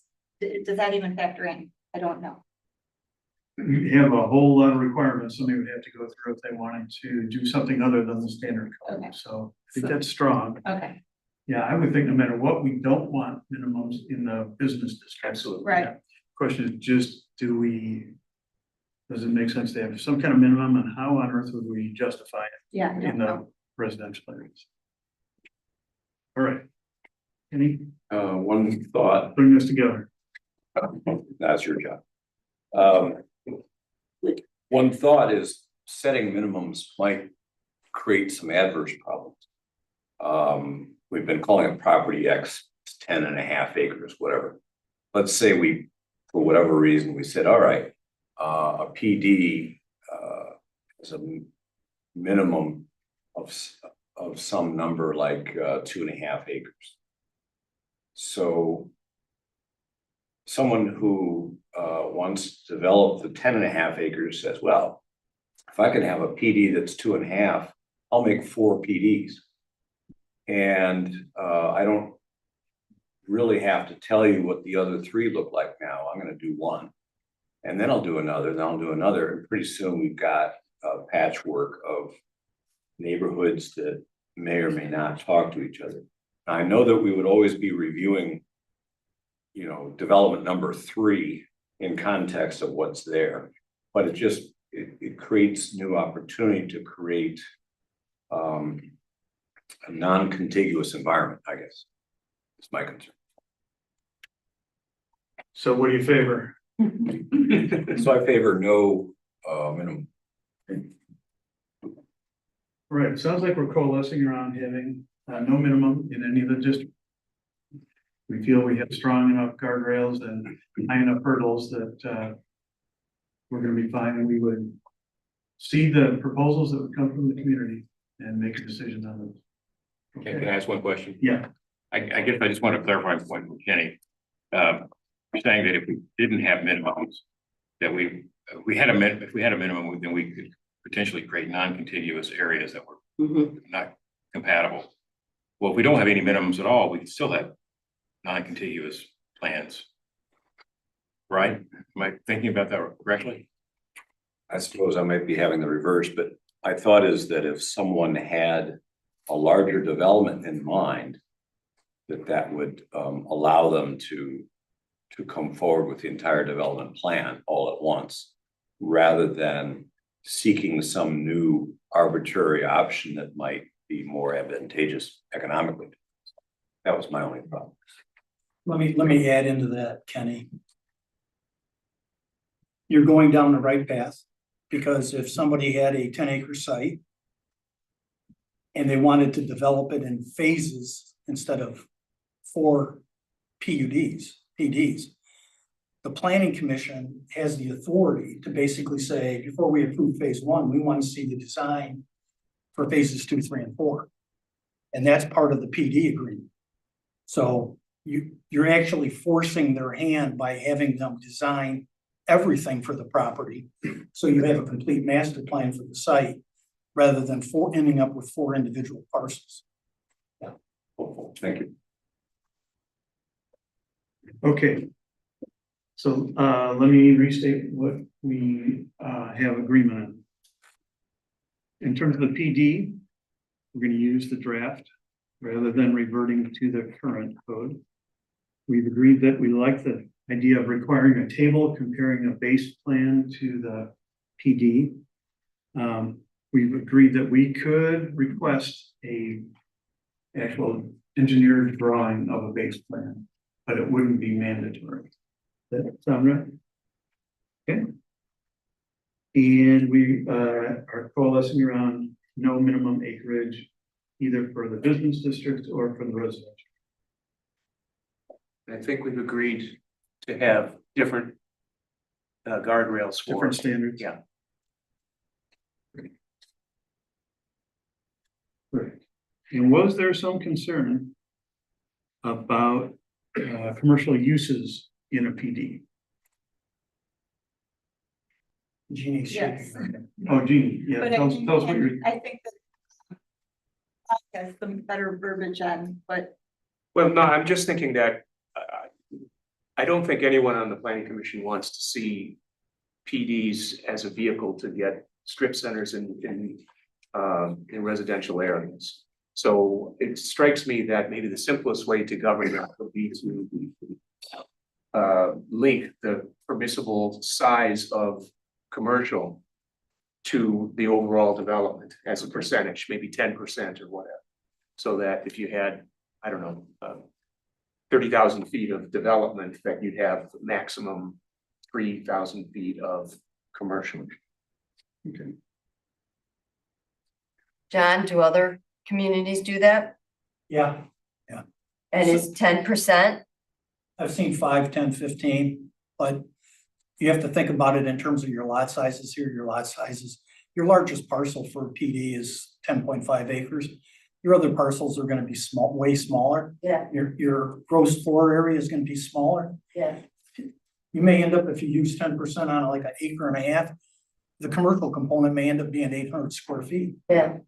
So what are you gonna put in it? Art Right. gallery? Yeah. Maybe a hair salon? So, yeah, I mean, by putting like Bob is suggesting, putting a percentage that's based on the first floor gross square footage is really gonna, it'll allow it, but it's gonna be very small. And Vanessa 10 was, I just pulled that out of thin air. I mean, that, I like 10. And it may be self-regulating, you know, the values for residential use are so much higher than the Oh, values. yeah. You know, I'll give you an example, the condominium I live in. In Petoskey, we have 16 units, residential, and the city required one of the units to be commercial. The commercial unit is 1,300 square feet, it's on the first floor, and it's always been a professional office. 2 people working there, no big deal, but that's kind of, I think, where you're going. It's very small compared to the overall. It's a way of capping it, but it's also a way of introducing. I mean, you know, think about it on a 10-acre site, you know, 10% could be maybe 3,000 square feet, be big enough maybe to have a coffee shop. Yeah. You know, art gallery. Maybe I'll have a legal office, who knows? But yeah, I think I think that's workable. It's quantifiable. Yeah. You take the gross square footage, apply 10%, and that's all you get. Okay. How about the kinds of commercial that can be there? Did you have any thoughts on? well, you know, Bob's been thinking about this. No sexually oriented business. sorry. Nothing is inappropriate talking about strip. Yeah. Malls. I kind of like the idea of like coffee shop, gift shop, art gallery, maybe services office, like you said, legal office.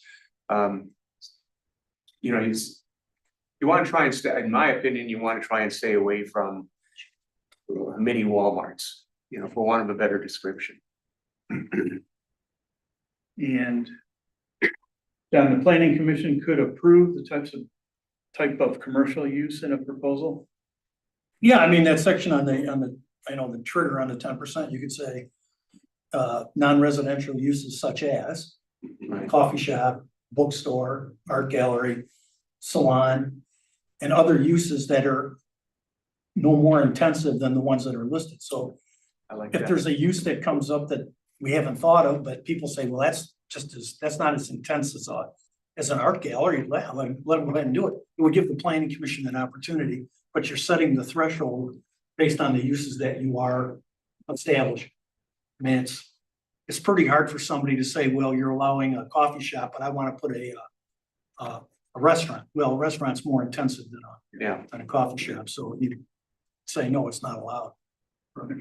So planning commission, how do you feel then, coalescing around a cap of 10% of the floor area for first floor and the whole development for commercial usage, and then specifying some kind of low impact commercial usage, and of course, we would have to approve whatever that is as part of a plan.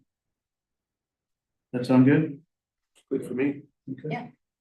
All right, good. Okay, we just agreed to a lot of stuff. A question? Yeah. I'm reading the definition of commercial use. I'm not sure if I understand. Would this require the commercial use to be accessible to the entire town or the public? And what I'm thinking of is there any private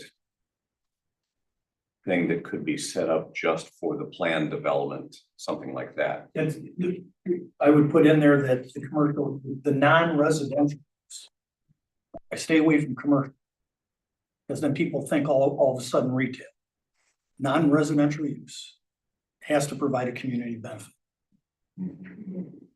So no private clubs, no private cigar bar, none of that kind of stuff. It's got to have a community benefit to it.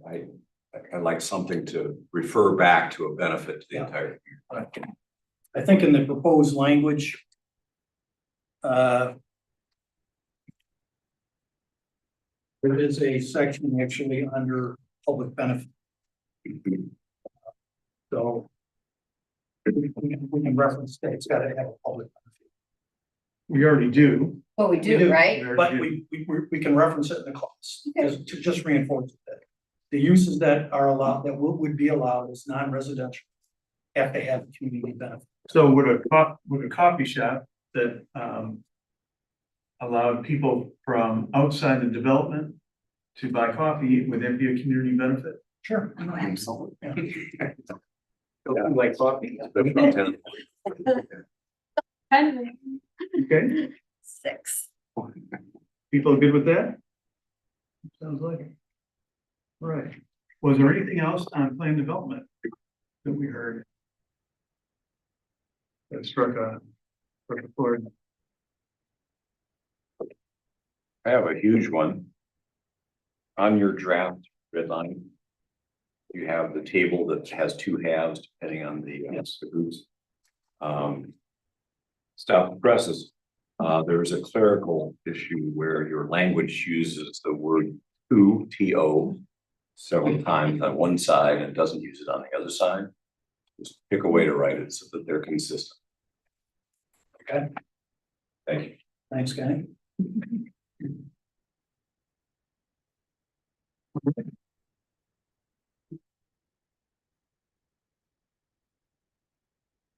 Everybody feel good about that?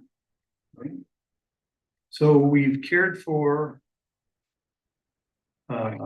family, we cared for roommates, I think we cared for employer housing in terms of people who would be classified a regular family.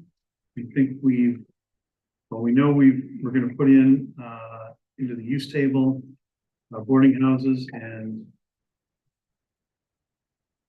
what's the other one, Jim? Employee housing. Employee. You put those in RM. So I think we've closed out what we thought were the open issues. Do you want to? No, I would just ask planning commission to think about this for just a bit. Do you understand that with this employee housing thing, you and your house could have next door to you 3 employees that work in the city? They wouldn't have to be, I mean, they could be from another country. I'm just saying, you have to recognize that that's what you're allowing. So is that what you want to do? With 3 rooms. Is that good? Not good? Especially, and you need to think about this stuff. So when you say you're going to allow three people, three unrelated individuals to reside in one house. That's really what you're saying. And is that good policy? You need to debate that. Okay, I thought we had agreed that we were good with allowing up to 3 unrelated people to be roommates. I'm good with it. I'm good with having them as my next door neighbors. What, anybody want to reconsider that? Yeah, no, I mean, I agree. I'm good with it as well. For the fact that affordable housing will never happen in Harbor Springs. It's not a thing. So to be able to afford teachers and policemen and city workers and restaurant workers, I like to go out to dinner. I would fear that eventually not having enough labor to run these restaurants and having teachers commute over an hour, I think is a problem. So having this would definitely be a benefit to the community. I'm generally in favor for it as well, but I guess I'm gonna ask Jim. First of all, I would like the roommates to be longer term, but I'm not sure what that means. Like at least a full-time year-round resident of Harbor Springs. And secondly, I guess there's a possibility of having, if the landlord has to reside there as well, to kind of monitor what's happening with the roommates. I don't know if we can have that kind of regulation or if that's even appropriate. I don't know. I'd have to think about that one. My question on that would be, on either of those, how do we monitor that? How do we enforce that? We really get into a challenge with, am I gonna be knocking on their door every month to make sure that they're staying there for a full year as opposed to just 6 months of the summer? Am I gonna be knocking on the door to make sure the property owner lives there as well? I know, oh yeah. So I think we should be realistic in what we're capable of enforcing to some extent. I hear that too. To the extent that we can police this, I know it's limited, but to me, one of the safety valves in this is if they're following the rules, this is, help clarify for me. Is this a by right in a home and then ADU requires special use permit? Help clarify the distinction, if there is any, between a home and an ADU and the approvals for these.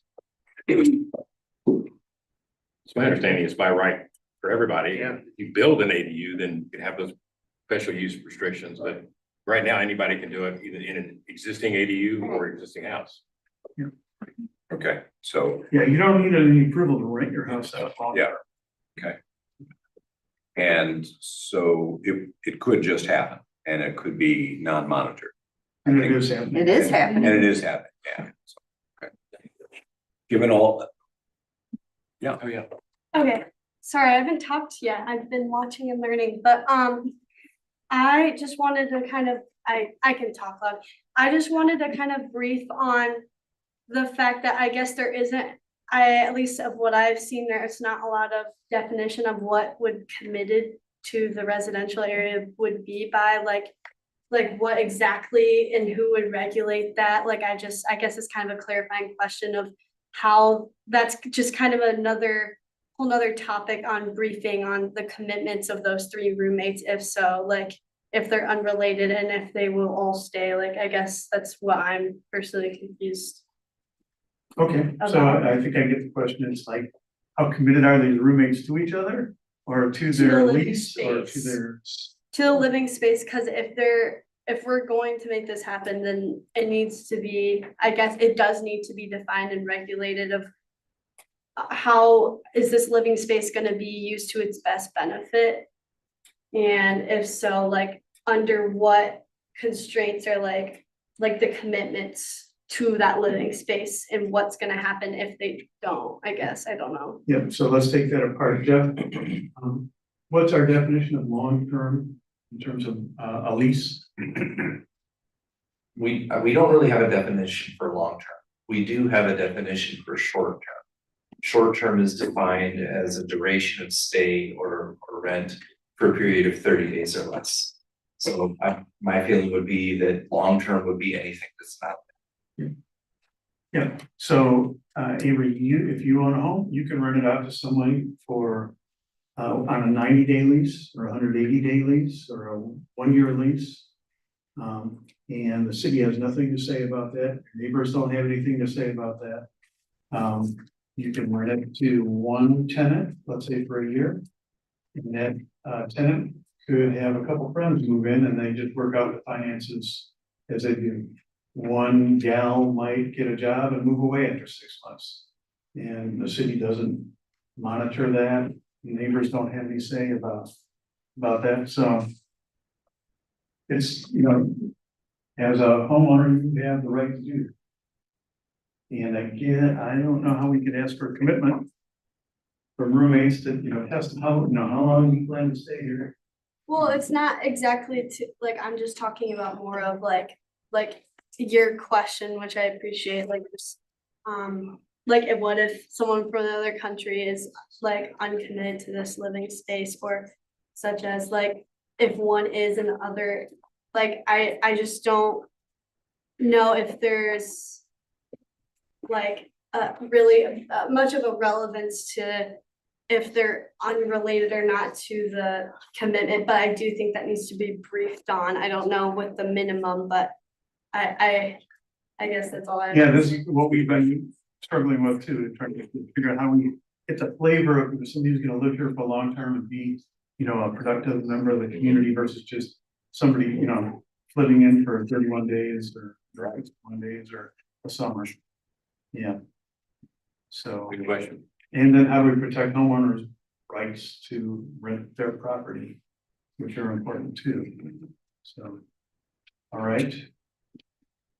Any suggestions? I think you're having the right debate, and I think you're coming to a conclusion. So you've discussed it, and that's all that anyone can ask. I think we're jumping to the conclusion that if we have a house next to us that has 3 young people living in it, that they're all gonna be total jerks.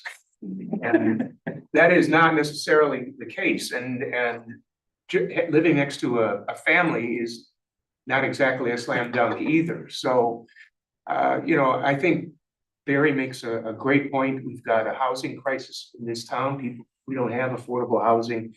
I don't think we can try and start dictating who can live next to us.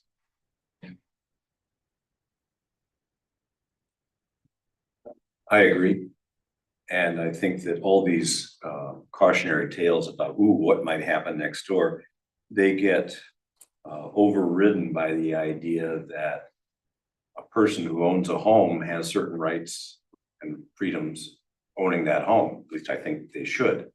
And the other element is the fact that it's pretty hard to get a medium to low wage job and afford housing in the area. And I think that we need to take a chance on this and provide these freedoms. And clearly, if they're not abiding by local noise rules or something, they'll be cited by the police. Absolutely. Call the cops. Yeah. Great.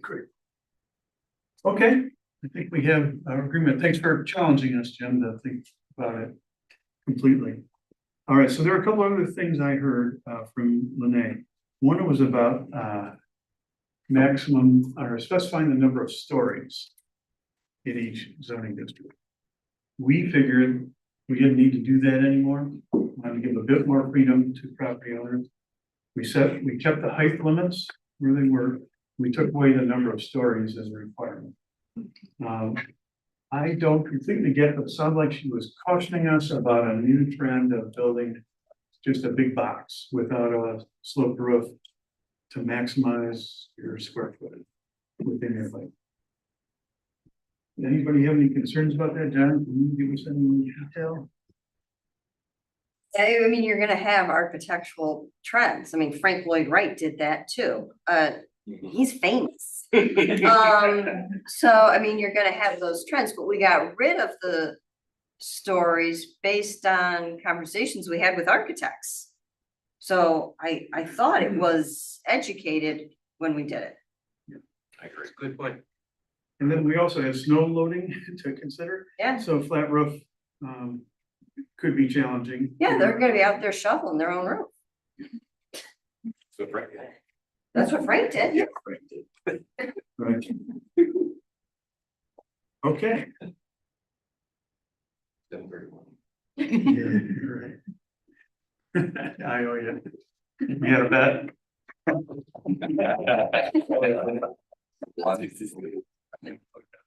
All right. So does anybody have any remaining concerns that would prevent you from voting in favor of this? The whole proposal, or? I guess, I think we ought to take a quick look at the questions that, were provided by Karen. And some of them are subjective questions, but some of them are clarifying questions. Like, for example, question number 5 is what size ADU is allowed in the R1E district? Used to be 75%, now it's unclear. Is that the case, or what is the answer to that? 350 square feet. Okay, so It's in there. it's in there, okay. Applies to everything. Yeah. So I didn't actually go check the answer. Well, it's just like the short-term rental for ADUs, that's not allowed. No, I know. Right. There's a lot of things that have been covered. Okay. Do you think answering these questions would be helpful for the planning commission? Or for council.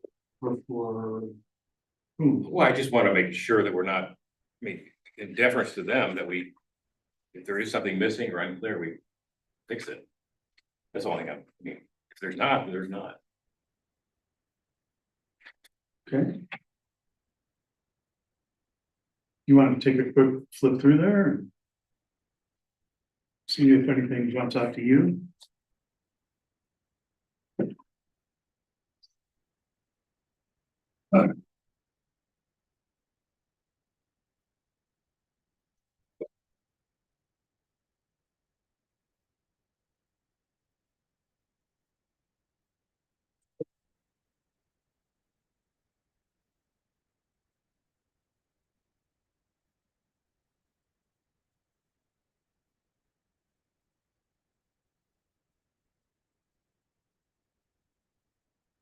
Here's one, number 21. Does the draft expand the number of multifamily units allowed in the RM district? And if so, by how much? The density provisions appear broader, actual limits are not spelled out. Is there an answer to that one? The answer I have is no. It does not expand the number of multifamily units allowed in the RM district.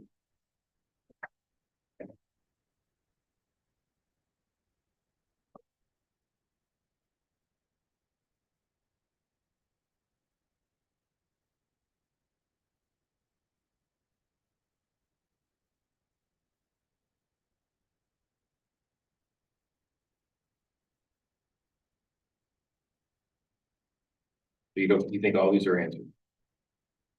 Well, there are some that are unanswerable. Well, I mean, like, what were you thinking? no, I'm not talking about those. I'm talking about minimum lot size. Yeah, all the concrete dimensional ones are all clearly Setbacks. stated. Setbacks, height, Yeah. short-term rental. Yeah, for example, number 24. Says the CBD chart shows 35 feet plus 42 inches equaling 38.6. Is it true maximum of 35 or is it 36? 38.6, well. Under 3.4.10, it says that the maximum height is 35. And it says rooftop mechanical equipment can protrude another 42 inches above the 35 feet and must be located so not to be visible from the public, so. Right, I agree with you. You know what I mean? So I mean, if you read it, I think that's answered. it's pretty clear.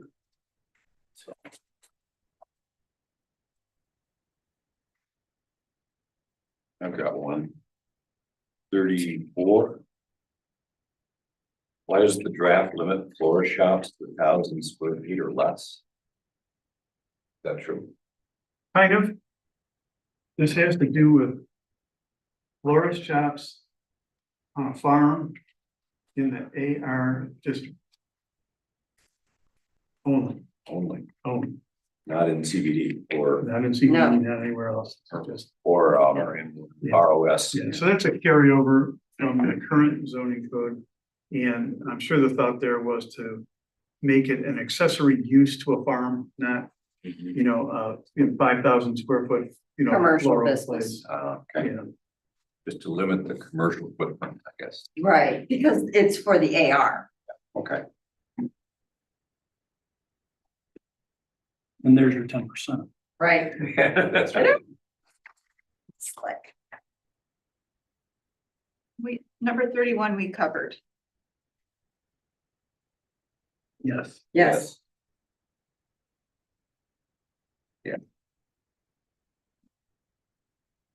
And 32, let's go together. In 33. Yep. Best as I can tell, we covered the law. We. Is there a final decision for 40 if that hasn't been clarified?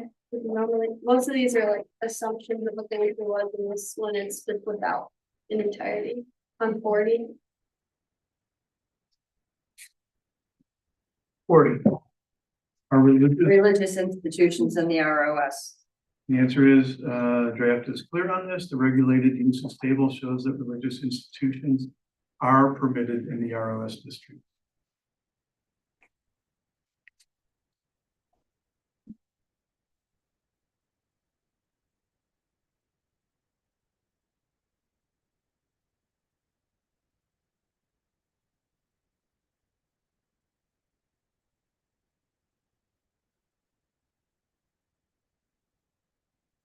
So you've gone through all these.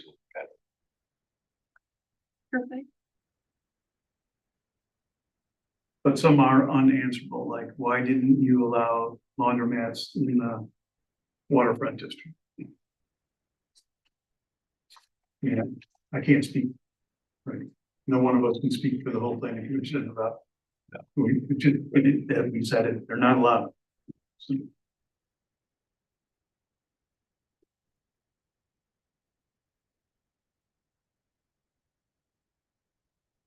The exception is the laundromat, I think is going and still harbor master, which would be a private use. it's not a laundromat, they're just washing machines. That's true, and not a dryers. laundromat. Washing machines for the voters. Right, Yes. it's private, I can't think of. Yeah.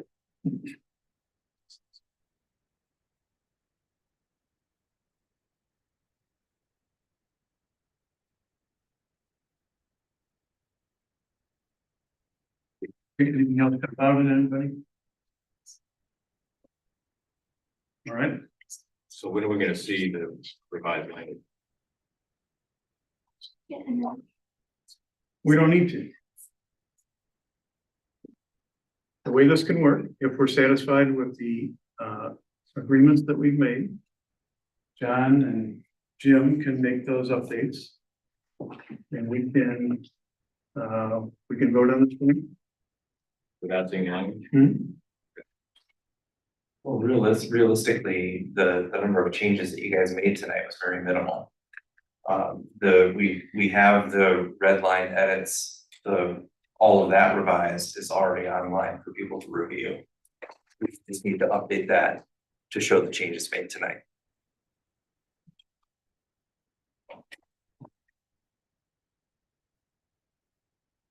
When would this be submitted to city council? If we voted on it tonight? It's up to city council to decide how they're gonna, when they're gonna receive it, when they wanna take action, if they wanna take action. But I believe we can close out our work tonight. So, let me restate the question. Does anybody have any remaining concerns? Yes. What? Okay. Item number 51. 51. 51. You just expressing, he just wants an answer. We had a question on it tonight, and I think it's important for people's mind at ease about. I think it's covered, but Well, if that's, I just think we need to yeah, answer. just, yeah. No, I can answer. The audience is waiting to hear what question 51 is. Sorry, who pays for the infrastructure upgrades if density increases? Residents through higher taxes or developers through fees? Developers all day long. I think the other added thing to that is it would never be residents through higher taxes. All of our utilities, the fees through the utility bills pay for infrastructure maintenance and additions when and if needed. Typically, I think that the developer pays for the installation of utilities as they're needed for their project, but then the city would take over for the maintenance of. But the utility bills would cover that cost. Can I say something? I don't know. Oh, go ahead. Okay, that was my concern, was the utilities. Yeah, they paid for their hookups and that kind of stuff. But already our electric grid, which was brought to the attention of everybody, what, a year and a half, 2 years ago, that it needed to be increased. Well, then our sewers are gonna need to be increased, and so is our, our water supply. So, yeah, they're gonna pay for the hookups and stuff, but can they, and Jim, you would know this, can there be, like when somebody buys a house or something, contingency, money put in aside to help for that cost later on down the road? First of all, do you believe that density is increasing because of anything in the zoning code? If you approve it to where there's gonna be 40 homes on 10 acres, yes. But that's allowed today already. 30 homes are allowed today already. There are no sewers west of Ann Street. So this whole thing about, all this extra density, that there is no extra density created. Well, there will be in the electric. Won't there? Tim, My let concern me is try not to just answer this for from, all of the year-round residents. let me try to answer this from a planning and development point of view. A person comes in with a PUD or a PD and they estimate that they're gonna build 37 housing units. As part of the review process, even before it gets to the planning commission, it goes to the city engineer and the city utility system. And in Harbor Springs case, that also includes electric. And they make a determination if they have capacity to even serve it. And if they don't have capacity, then they provide options of how the developer is going to contribute to increase that capacity. So the mere fact that somebody coming in wanting to build a building doesn't automatically mean they have the right to hook up to the utilities. Because if there's not enough capacity, they're gonna be told, I'm sorry, we don't have capacity and you can't hook up. So. But we have asked the DPW several times, is there capacity? And they always come back and say yes. So we're not under the impression that there's not capacity. And we're not increasing the number of homes that could be built up. That that could now already be built. We're not concerned about. I mean, I've seen it in communities where the sanitary sewer system is at capacity and they have to add on to it. But they also at the same time put a moratorium on building permits that say during this period of time, we are not issuing building permits because we do not have capacity until the plan is increased in size. But that's part of government, okay? That's what we do over here on this side of the building. That's how they manage if they have the capacity issues or not. So people that have a piece of property are not entitled to utilities if they don't have the capacity to be served. Great. All right, good answer. Thank you. Well, So then the electric grid. That's my concern. okay, then we gotta move on. But stick around, we could talk utilities all night. Okay. Love to. All right. Planning Commission members, do you have any remaining concerns that would prevent you from voting yes to approve the draft zoning code? It's typically, in my entire corporate career, I like to see a final product before I sign off on it. That's all I'm asking. Yeah, so, Jim, it's customary, right, when minor changes are made to an ordinance at council level and at other places, that the body can vote on it, right? That's your decision. Yeah. So I think the changes are, I'm not talking about minor, I mean, I'm not talking about spelling changes or TO to TOO kind of thing. yep. Well, let's go over those again. Okay. So we're gonna, I mean, I understand, I'm agreeing with what you said, I just Okay. want to see the language, I mean, that's all I'm asking. I can, let me. Based on what we decided tonight. Over the weekend. I'll put all of the changes into the document. I will send it over to Mr. Raymer for his review. Once he gives the okay, then we can send a draft out to all the PC to make sure that you all see a copy of it. And if anybody has any questions at that time, then you can raise it with the chairman and then he can decide what that path is. But I think we got, like Jeff said, with all the red lines that we've already done that you've seen that have been posted, plus these changes to the PD.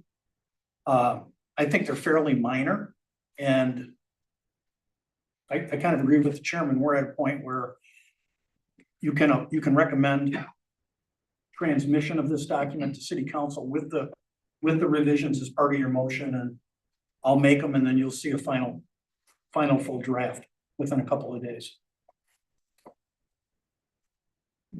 So you want me to vote without seeing it, I'll see it in a couple of full days. Just contingent, It has to be contingent on it.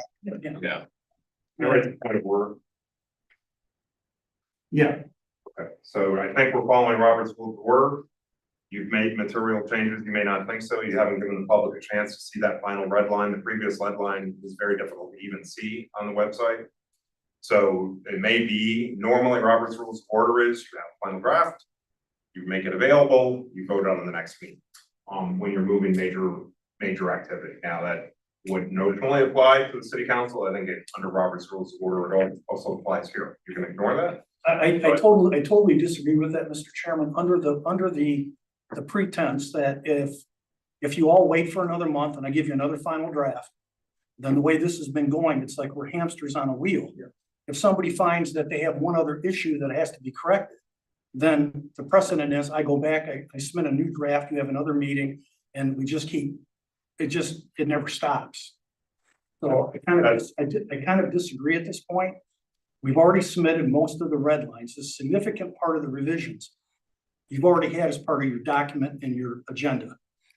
We have several clarifications or additions we have to make to the PD and a couple other, the 2-2, and a couple other things like the SUP for the employee in the boarding room. I've got all those made. Those are not significant revisions to this document. And I can have a full draft ready probably on Monday. Like I said, I'll send one over to Mr. Raymer. He can take a look at it. If he's got concerns, he can call me up. But we should have a document that's ready to go to city council at their next meeting or the meeting after. I mean, I think we're there. Very close. yeah, I do. Man, I think the other thing to add is that this is not the last time that the document will be reviewed. It will be reviewed by city council. Yeah, great. Jim, any thoughts on process? I would tend to agree that the changes that have been made tonight are sufficiently explained to you and that you've approved them, that you can go forward if that's your choice. Great. Well, I recommend we go forward. How do other people feel? Are you ready to vote? Yes. I am ready to go forward, but I just want to explore Plan B to see exactly what that would be. As an example, you could produce final red line with all the minor changes. We're comparing two things going forward, or you could produce the final red line and you could review it in a matter of a few days do we, as a planning commission, have any opportunity to create an official vote anytime sooner than a month from now? Yeah, you can call a special meeting. You can have a special meeting next week. You can review the full revised draft and then you Is there can a make. notice issue with that or not? 18 hours. You know, Do we have that, any, that would certainly be That would be a helpful. solution. do we have any other wait period required of us in terms of public notification or lead time for mail outs or anything else? I'll have the document ready by Monday and it'll be posted on the website. I'm not advocating one or the other. I just wanted to know what the other is. The other would be having a special meeting. Just to review the final draft and make the final decision. And I would say, folks, you've been through this now some of you have been through this for about 36 months. I would say just take the option to have a special meeting next week. The document's totally disclosed. You can take your vote then. That's my recommendation. Just a simple question. So this would just be on the basis of this specific topic and itself, nothing else, no new business, just that. That's it, Okay. Avery. Okay. And you're gonna make a good politician one. of these days. You already are. Thoughtful question. Right. That would be my recommend. I mean, we can do it with a vote tonight with revisions as approved by the PC. But if there's some people on the PC that would rather see a clean document, my suggestion is just have a special meeting. The one agenda, no public hearing. The only agenda item is review and approval of the zoning ordinance. Yeah, I mean, just the people that have been through this for 36 months. I mean, yeah, we know the answers to a lot of things, Chip, because we've been living it for so long.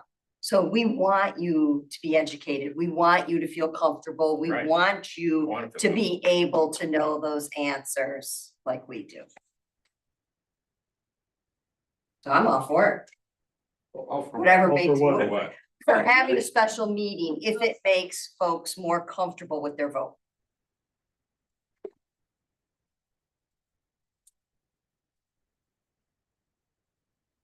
I agree with that, and I think it's the right thing to do. Me too. I'm comfortable. I feel like I could vote tonight. I know what the changes are. Chip, sounds like your preference would be, Right, just see I mean, it can be quick and dirty. it'll be real quick. We'll finish before 7:30. Well, if we meet Monday morning at 8 AM. We'll make that 7:30. I'm not sure I'm kidding about it. But that would not give him enough time to get the document completed and sent out. So I think Monday morning is too fast. I can get it done over the weekend. It's not a big deal. I mean, it'll be a big deal to my wife, but that's just part of the consulting life. But I can have it posted. We can have it so it's posted on the internet website on Monday. Mr. Raymer can have it to go through and make sure that all of the final corrections are appropriate. Then you can have your meeting maybe next Thursday night. Special meeting and take action. Yeah. Yeah. Barry, what do you favor? Yeah, I mean, I'm ready to vote tonight, but I definitely understand where Chip's coming from in the group and, I didn't see it in writing, revised to make sure that, it has our blessing. I'm good with it. But I will put the caveat on, and maybe we should talk about this tonight. The purpose of the special meeting is to review the document to make sure that all of the revisions that were discussed are included. See where you're going. No more revisions. Right, Yeah, right. good point. The other revisions can come during the city council deliberation. Or next year when we go out. Correct, Just wanna correct. make that- Yeah, okay. I mean, I'm ready to vote now too, but I want to be inclusive. All right, what do you think about Tuesday? 21st? Yep. Me too. All right, what time would you like? Was that a motion, Bill? I'm still negotiating. Usual, like our usual time? We do it during the day, Or the morning, or the morning, yeah. I'll do whatever. I'm probably, so I can get. Anytime afternoon is okay with me. Yeah, that might restrict Tony. He may still be out of town. I don't, If he's in town, he may not be able to come during business. he might. We do it where it kind of orders lunch where he can possibly extend that for whatever reason. Let me voice my opinion on this. Okay. Go ahead, Jen. You're at a point now where you're gonna take final action.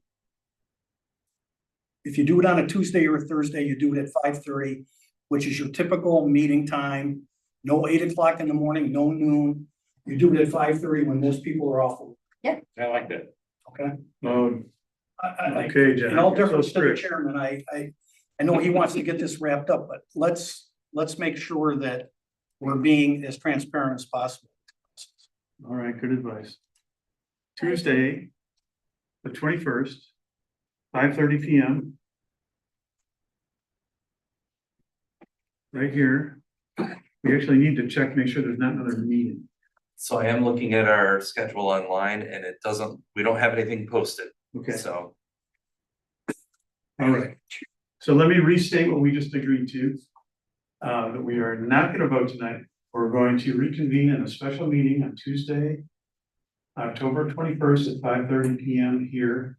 The single purpose of that meeting is to review the draft and make sure that the changes that we agreed to are accurately reflected.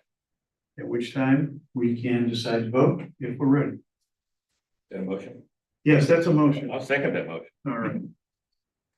You want to do a roll call, Jeff, or is it just concurrence? I don't think we can roll. Well, I can take a roll call. All All right. right. Vanessa Warren, Yes. Kenny Stewart, Yes. Skip Efforts. Yes. Bill Mulder. Yes, Jeremy Leskard. Yes. Bob Buckner. Yes. Jeannie Benjamin. Yes. Motion passes. okay. We have a deal, great. Bill, point of order. If that's Yeah, I'm right. still not sure an audience member can call that, but we're. Yes, I can, Yeah. I just wanted to ask, recently, when you said the draft was on the internet, it's really hard to find. I think it should be under planning commission and not in this little separate, website that I asked Jeff about. Maybe you can explain what that website is, Jeff. I think it's extremely easy to find. Right on our homepage on the city website, we have news articles. And one of those news articles is the update of the zoning code. And on that, there is a link directly to the website that has all of the information about the zoning code and the process we've been through with a link to download. Okay, but I it just did doesn't, two it doesn't clicks. say draft proposal, zoning code. I mean, it seems like it should be on our planning commission page as a bullet. And so that people can find it there versus a website that's called workingtogether.org. Right on the homepage of the city website is draft zoning code, public meetings and public hearing. If you click on that, there's information about that and for more information on the process and a copy of the ordinance, click this link. Right? Yeah. And this provides a whole bunch of information about the process, everything we've been through, with a link to download the draft of the zoning code right here. I don't know how much easier we could make it for the community to access. Yeah, if you could put it as a bullet and then just name it and put it under all the other documents that are listed there, the listening session and all the other bullets, it would be great. I think Karen's point here is other people are having trouble with it, and have said they can't find the draft, and so it could be that you know where it is, but they're complaining about it, and she's making a recommendation to make it easier to put it in the place that it's normally been. That's feedback to help make sure that people see the drafts.